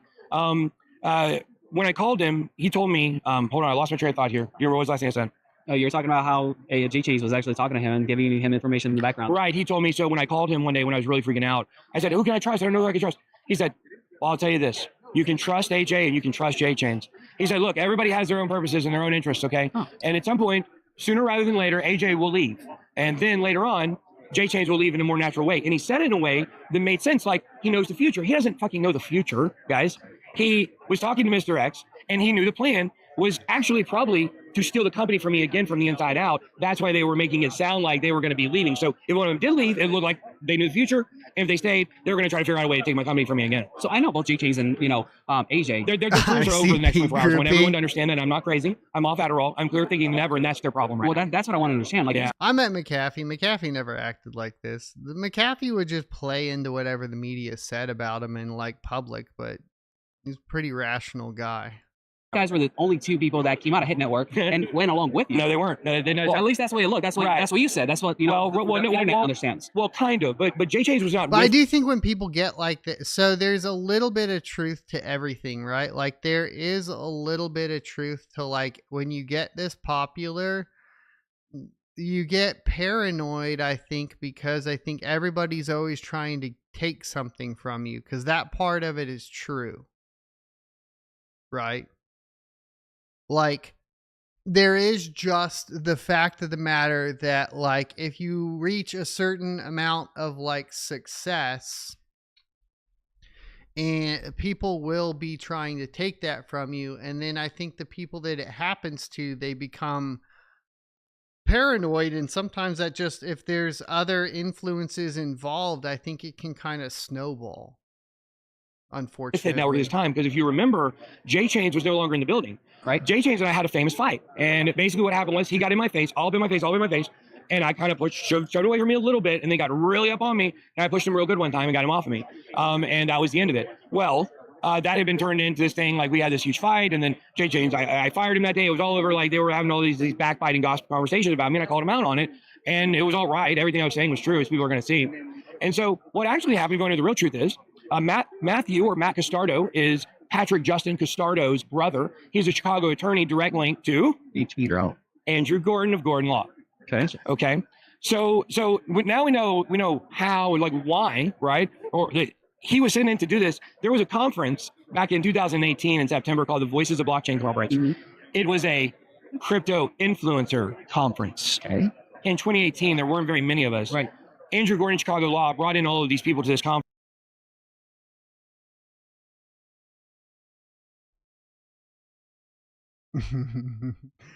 Do I have it?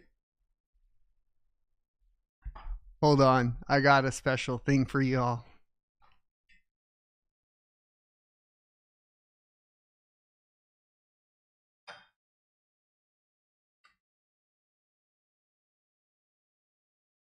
He's right that there weren't very many of us.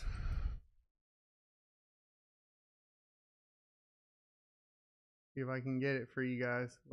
Focus.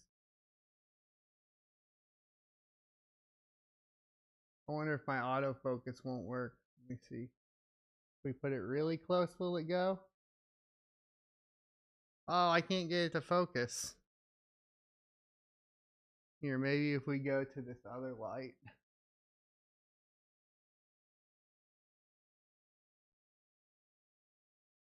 Yeah, that'll work.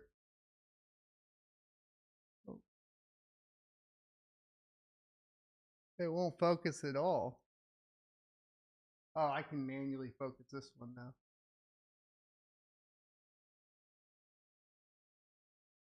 Look at that. 2018, huh? Look at that. So you're telling me this crypto mob was there? Nobody came up to me, brother. I don't know.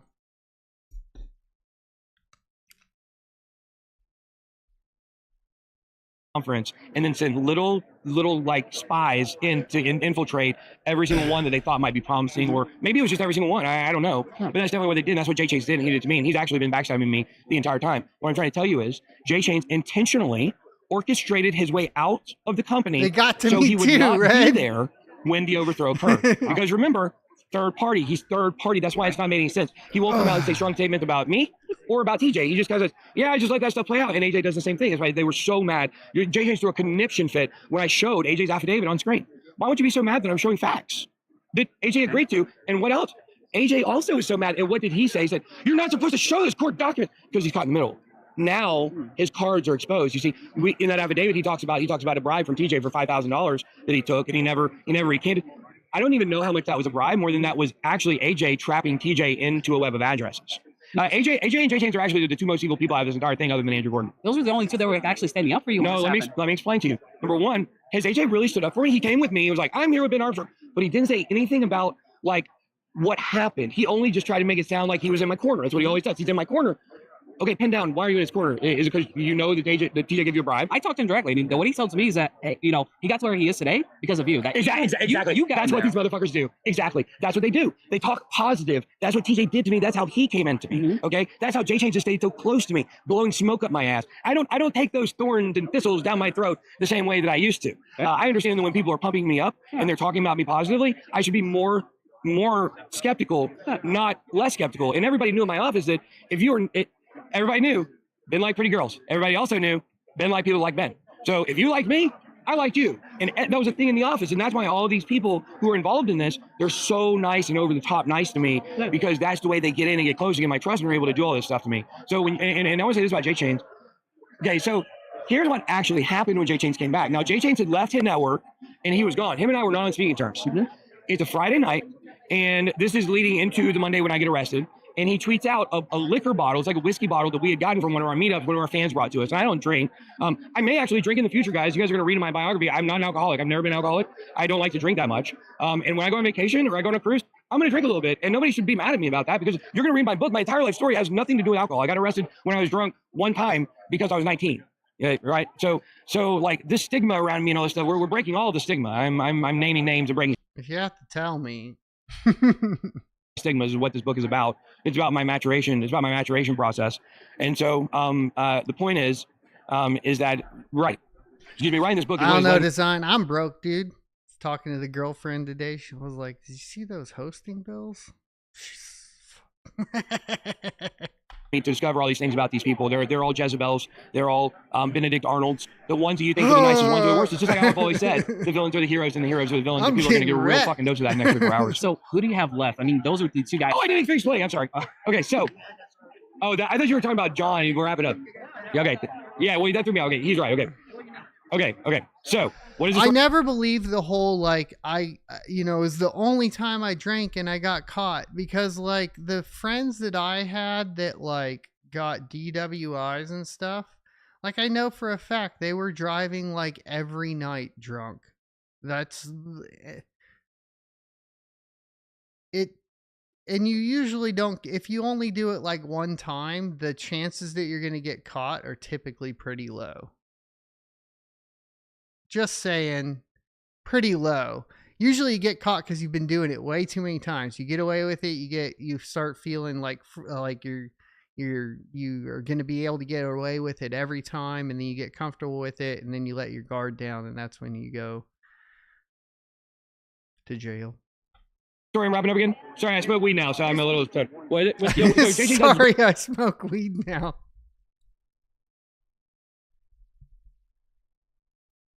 Stop.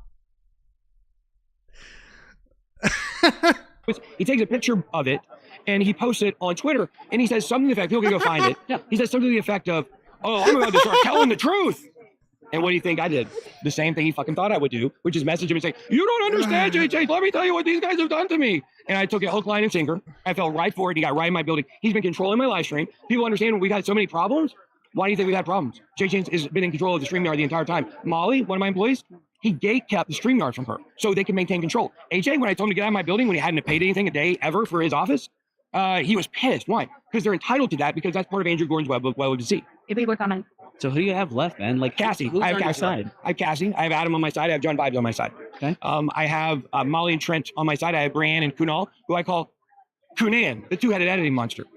I also have my sister-in-law, Ashley, that is my newest assistant that took the place of El Brutus, which I don't know if it's El Brutus, but of Brutus, who stabbed me in the back unrelentlessly, which was my closest person at work, which was my assistant, Allison. Mm. And so Ashley was her replacement, because I guess you can't trust family. Who can you trust, I guess? But some people say the opposite way. Is my family's really trustworthy. That's the thing. We're a great family, and that's why people are able to get in and do this stuff to me, because I grew up with a mom and a granny and a pop, and like my uncle might have told a few lies, but everybody else was always telling the truth, and they were always following up with the things they said they would do, and it built the character in me. And people are going to find out that it was my own building that gave me the bad reputation. I never had a lick to do with any of it. I never had any financial control of that company. So now we're talking about who's on your side and who's not. Like a lot of influencers, like the whole goal was like, let's not get involved. They got things going on. We don't want to get in the middle of it. A lot of that was paid. A lot of that was bribed. There's media blackout on this. CoffeeZilla, Zach XBT. Yeah.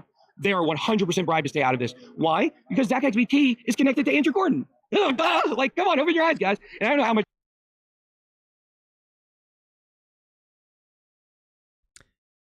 Dude, CoffeeZilla can't get that dude makes so much money on YouTube. You would have to pay him so much money to get a bribe out of it. They paid CoffeeZilla to stay away from this. You want to hear something interesting? When all this first app started, he calls me. Like I used to talk to him. Like CoffeeZilla is easily pulling in millions in ad revenue alone. Like you would have to like. Yeah, a little bit. I don't write the forward for my FTX book. He's like, no, he stole the FTX story for me. I was there, and somehow he got all the credit for it. What the fuck? I actually knew what was going on and knew and wrote a book about it. He wrote a little video. Like, come on, guys.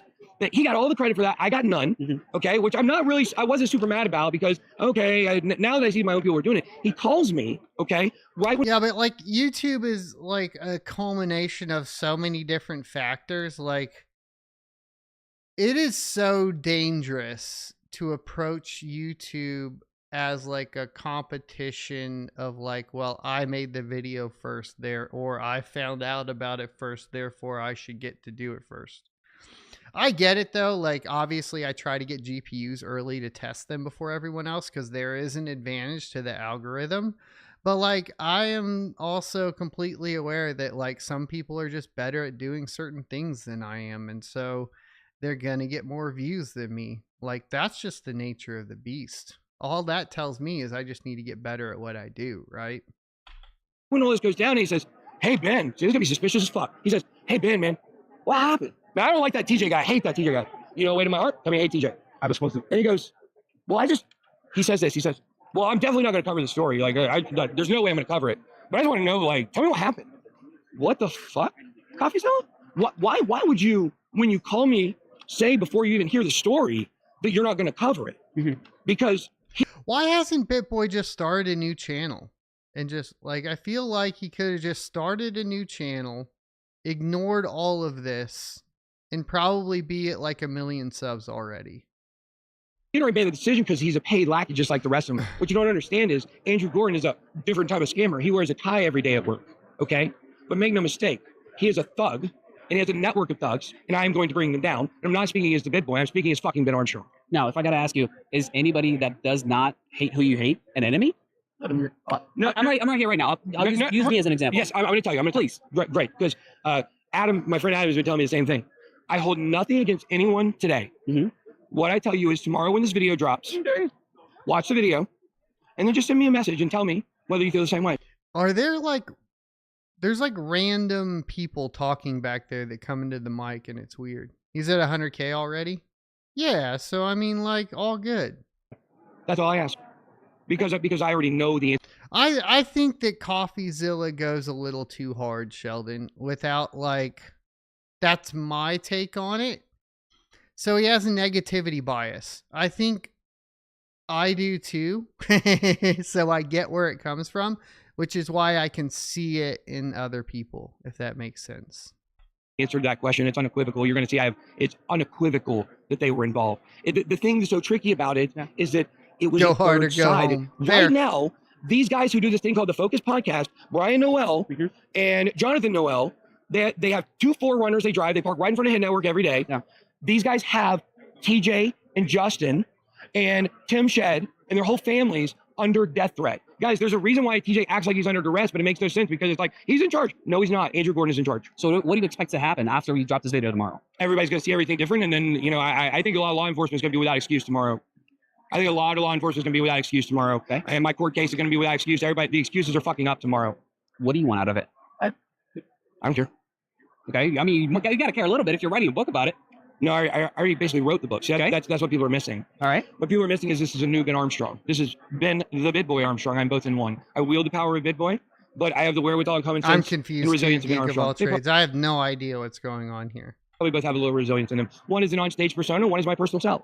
Okay, and this is where I've come to after a lot of thinking and meditating and wandering around in the desert and telling my story and listening. And what I realized is my whole problem the entire time why I was acting so crazy is, imagine if you told Eminem that he could not rap in a rap battle, okay? Imagine Picasso. If you told Picasso that he could not paint in an art battle.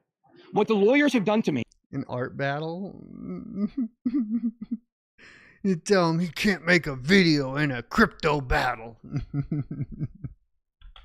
Is they have made it to where Bitboy cannot tell a story. So I told the whole fucking story at once. So, dude, thanks for calling me out and keeping my ego in check, boys. Oh, God. Thanks. Everyone has to listen, and they're all fucked. I could have gone off the rails just like this, dude. I totally could have. I could have been way off the fucking rails. And that's for sure. That's a guarantee. Wow. Okay, so you do want the truth to come out. We got that. Let me finish that, okay? Because I understand what you're getting at. It seems like I care a lot because I care because it's my story, okay?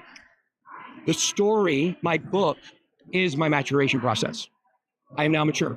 I now make efforts to be mature instead of be childish. So even then when I got a little elevated, those are things I'm going to try to work out. I'm going to try to be calm all the time because my message and my story is so important for people to hear. The things I talk about in this book, the constant need for validation from females, getting molested as a kid, I wasn't constant drug close. addiction. When things got hard for me, I got a real job. Come on, bro. To be close, I would have to like go off the rails and like run away. I didn't get that close. Overdosing, going to hell. I just went through a divorce and got a regular job. paid my child support, bro.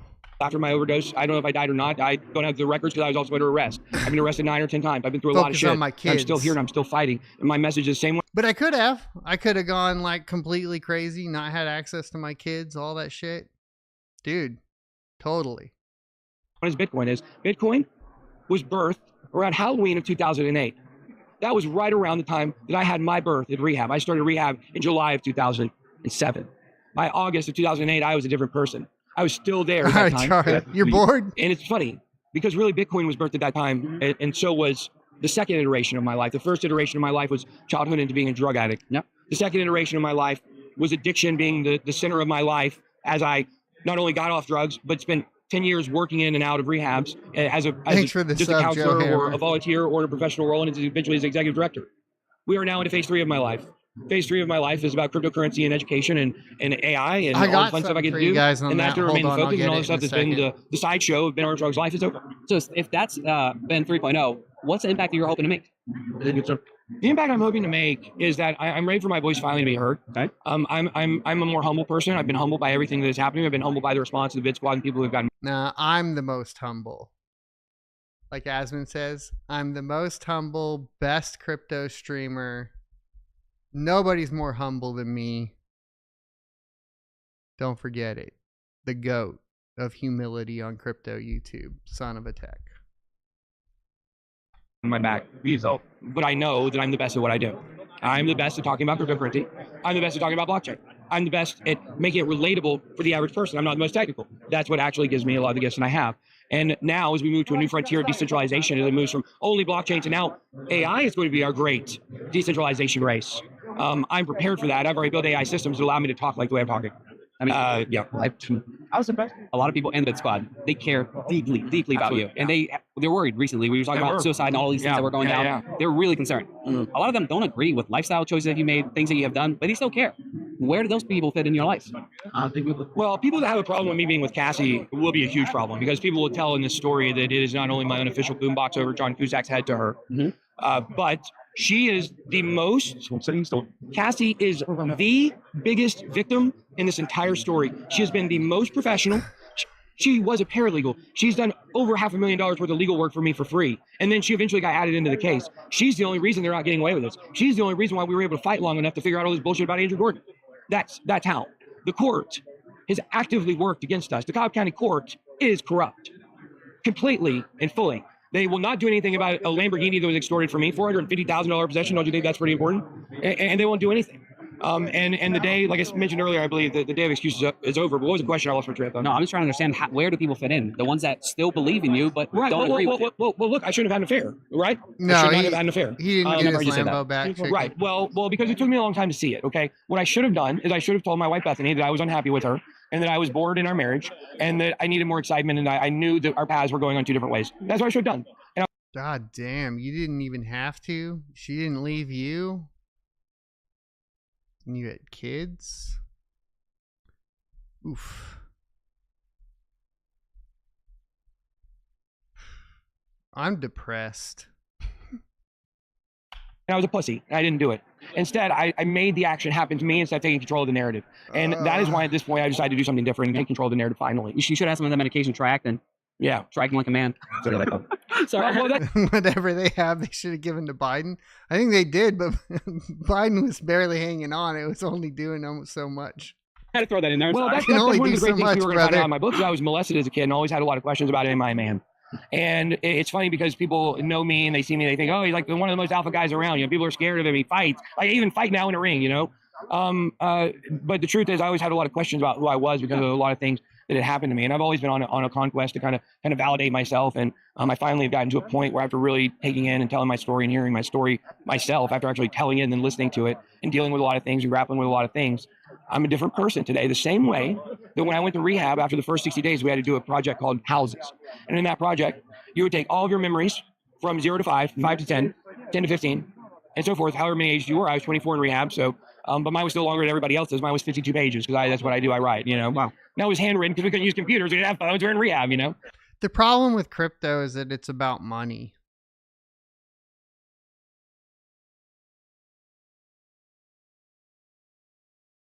It's like the thing I dislike most about crypto is that it's about money. I like testing GPUs. Like, I only got into this because I was testing GPUs. And then I like the idea of, like, freedom. But, like, all the obsession with number go up and... Because I've gotten pulled in by that in different times throughout my time in this space. And whenever you're pulled into that, even if it's like number go up and everything's doing really well financially, it's still the worst part about crypto. But it's funny, you know, during that time when you were writing your houses, everybody knew that you were fucked. Like, mentally, you were going to be like, man, I'm dealing with all this stuff. You're thinking about things like sexual abuse or physical abuse or, you know, father abandoning you, and you're having to look at it and talk about it. It sucks. And so that's where I've been over the last 2 weeks. I've been telling my story to my AI that's helping me compile the book. The AI has told me what people are going to find about this book is it is a page turner. It's a murder mystery. And yeah, absolutely. There will be proof. And it runs throughout the book like that. But the scenery, the setup. Do you feel like I feel like Bitboy's the kind of guy that if he had proof, he would say it right now. The way that that everything is told is done with my AI. We work together to be able to create a style that fits my story with a way that's extremely compelling to read. Because this is my message to everybody. My larger message was I'm moving to next. Because he's an oversharer by nature. Like if you read him, he's an oversharer, which means that if he did have information, he couldn't keep it in until a book release. I feel like. After kind of crypto. Not that I'm moving out of crypto. Just explaining it. We need to decentralize AI. If we don't decentralize AI, we're fucked. And one way to do that is to show people how much AI can help you. It's helped me write an entire book in 5 days. Where does the Christianity thing? Oh, I'm so glad you asked about that. You know, what people are going to find out about Mr. X is he was trying to make me believe in things like multiverse and time travel, and those things are interesting, and I think some of that might be real. But he was setting himself up as a know-all person. The same way he told me that he said, like what the Freemasons will do is they know about 10% more than everybody else, and they'll stretch it out to be over so much more, so they seem like they know everything. And he gave me his complete plan for what he actually did to me. That he made me think things were true because I thought he had some kind of advanced knowledge of things. Yeah. Okay. So what that did is that really confused me as a Christian, because if time travel is real and this guy is real, and he's telling me he already wrote the book, is what he's saying. Aliens real and psychics are real. I'm not saying any of that stuff is not real, okay? Some of it might be, but not in the way that he was. Oh, that's a good point, T-Bit. Well, I give up the info now if he'll make money on it tomorrow, so it's basically just to make money on it. Telling it. They were doing it to make me sound crazy, so I would do time travel videos, I sounded crazy. That's what they. Ozzy, I was reading a tweet from Ye earlier, and he can't spell. And,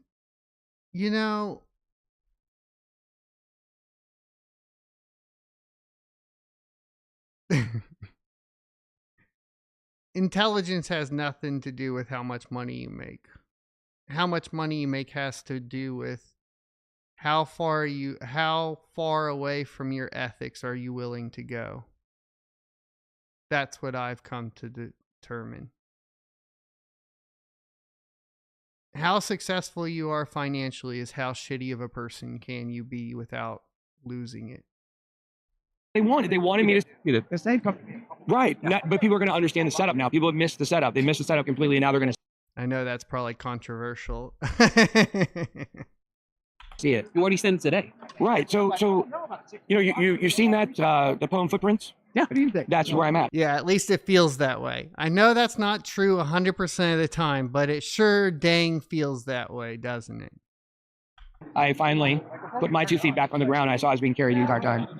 I was being carried by 2 people. And I'm not talking like middle class, upper middle class successful, where you're, an engineer or whatever it is, right? Like I'm talking like at a certain point of wealth, to get to the next level, you have to be willing to do things that are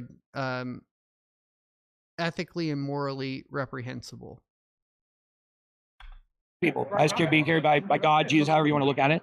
I was also being carried by the Bitboy. The Bitboy is my ego.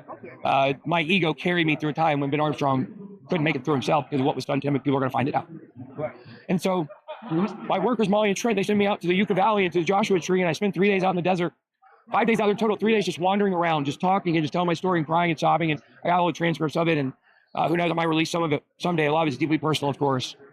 And when I was out there, it became clear to me that God was the only person I could trust the whole time. God was the only person to have my back the entire time. Cassie as well, but we're basically married. Like we're twin flamed, however you want to say it. We're waiting for my divorce to be clear. But God carried me through the entire thing, and now He's revealed Himself back in my life. So yeah, I am a Christian for sure. I'm stronger than ever. Okay. So how does that align with everything that has gone on, or does it really start new? Well, I can't get out of my relationship. I can't, I just need my wife to sign the divorce papers so we can move on so me and Cassie can get married. Mm-hmm. I do smoke marijuana now. I did not smoke marijuana and pass my drug test.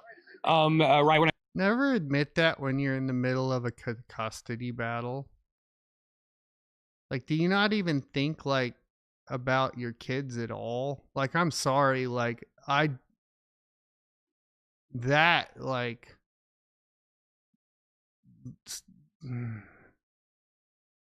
it's hard for me to find the objective, empathetic position when you have kids and you're here in public admitting to doing drugs when you're in the middle of a fucking custody battle, dude.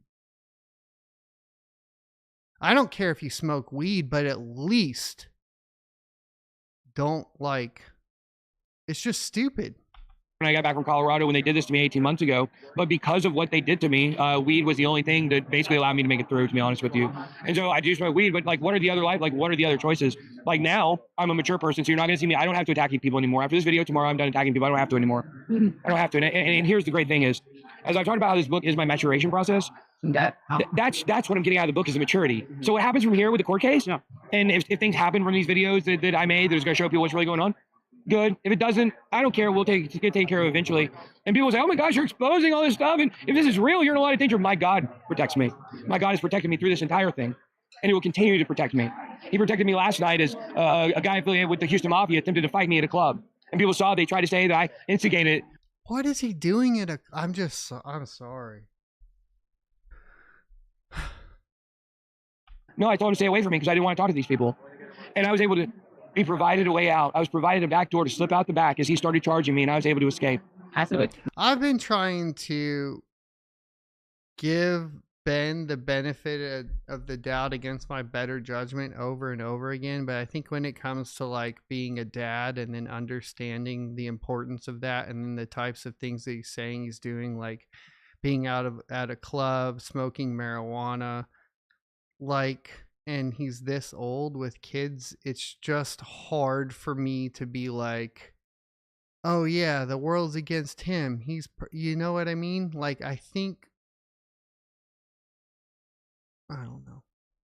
My God protects me. I don't need man. So what are we going to hear from you from here on out? Are we going to hear about all the stories? Are you going to continue to update everything, or are you done with it? All the parts of my book are coming out. The way that I designed it is, my book naturally breaks into 4 parts. The first part is the beginning of my life. The first chapter is about the Lamborghini arrest, and then it leads into the way that my love life runs through my life, and it runs through my addiction, of what it was like to be me as a kid, what it was like to get molested, and like to be like, I know I'm not gay, but this happened to me. Like, what? This is very. It doesn't even matter, like, whether or not it's marijuana, Rusty, it really doesn't matter. Like, that's not what I'm talking about. I'm talking about, like, making a rational decision about what to say and not to say to get more time with your kids. Confusing, and then spending a whole life just trying to. But I mean, I get it. Like, I like, it's hard to judge. Like, I've said things and done things that probably make it more difficult for me. I mean, luckily it hasn't, and I listen to what I'm supposed to do. But and I've gotten a lot better at it. But yeah, so I get like making those mistakes, but like these are like really big ones. To be a man and cover it up. Like, I know what that stuff is like. I went through addiction. I overdosed. I went through rehab. I came out on the other side. Being relapsing was a lie. I was doing Adderall because I was prescribed. Yeah, he's saying that he was molested as a child, which is just playing a victim card. It sucks. Like, that happens to a lot of people. So I get it. But I feel like it's being said to get empathy from the audience. Adderall. Which, once again, I'm guilty of doing stuff like that too, because I talk about my ankylosing spondylitis. So, believe me, I'm fully aware of the duality and hypocrisy of the human condition. I went to go take a lie detector test to prove all this stuff. And the psychiatrist said, you have the worst case ADHD. You can't even sit here and take a test. Like, I can't get a baseline for you. So the guy probably didn't understand how much trauma I was in, but he suggested that Adderall was the solution for me. So I went and I got on a doctor, and I got it. I never relapsed. That whole thing was a lie. And what you guys are going to see is that TJ was probably forced to say all that stuff by Andrew Gordon. That's why he looks like an idiot up there saying it, saying that he didn't have an affair when TJ came into my company, his assistant became his wife. And in court, he has to lie and say it's not because he is under death threat at all times. And what I hope is over the next 24 to 48 hours, law enforcement is going to pay attention to what I'm saying. Well, it's sped up, Ben, so... and somebody's going to start moving on Andrew Gordon and these guys and go in, and I'm not saying go arrest it now. Save them. People said to do 1.5, but I have so many messages of Mr. X telling me he has somebody up Nick Diamondi's ass so hard that he can't take a shit. Here's the thing. I have messages. You guys will see this stuff.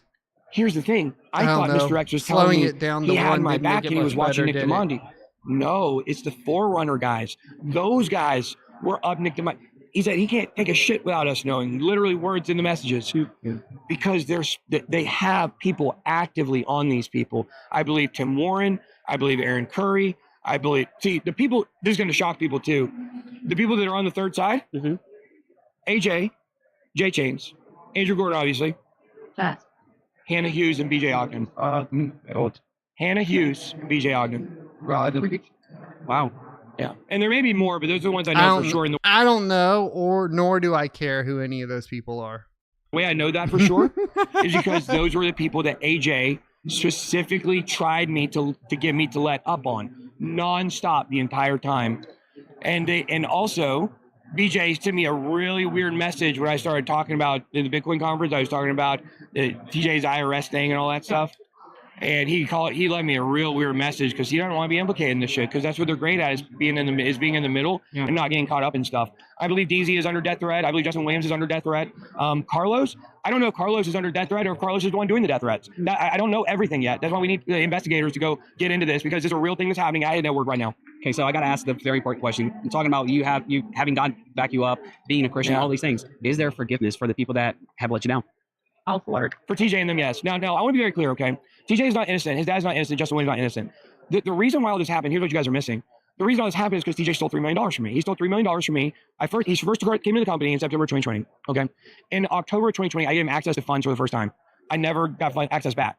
He had it from then on, and over the next month and a half, in between to December 16th, he stole $3 million from me, and he tried to funnel it through his own bank account, and eventually maybe tried to funnel back into the company and make it look like it was contributed funds. He didn't pay anything to be a 33% owner of the company. The company's already established. We're $7 million when we signed the paperwork on the company. I just made him 33% partner because I believed him and he begged me. Now I understand he was begging to be my partner because he wanted to organize the business and structure it get so Bitcoin that he could protect his stealing. The last theft in that. I don't know if I can finish any of this, guys. People looking into it. Let's look into it. Let's figure out what actually happened. Let's get the truth out there. Yeah. But man, this is a tough one. This is not something easy. I've never seen anybody in crypto go. Wait until they find out. Wait until you guys find out unequivocally. I have the receipts. And I'm gonna share it with you guys. And thanks, Action, for doing it. But I think I'm done. It's just too much, and it's the same thing over and over again. Let's look at the Bitcoin price real quick. How bad is it? 82. 83. Psh. At least it ain't 70 yet. At least it ain't 70. I'm not hopping on Twitch tonight. I don't think. I'm gonna go hang out with the girlfriend and chill. I'll be on tomorrow night on twitch.tv/blindrun. Yeah, for those of you not in the know, I'm streaming a lot more over on Twitch, so come over and make sure you're following over on Twitch.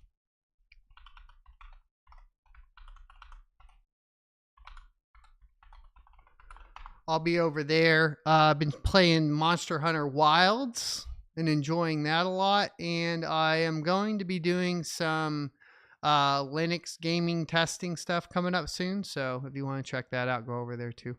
But thanks for watching, boys. Be sure to hit the like, comment, subscribe, notification bells down below, and I will see you next Tuesday.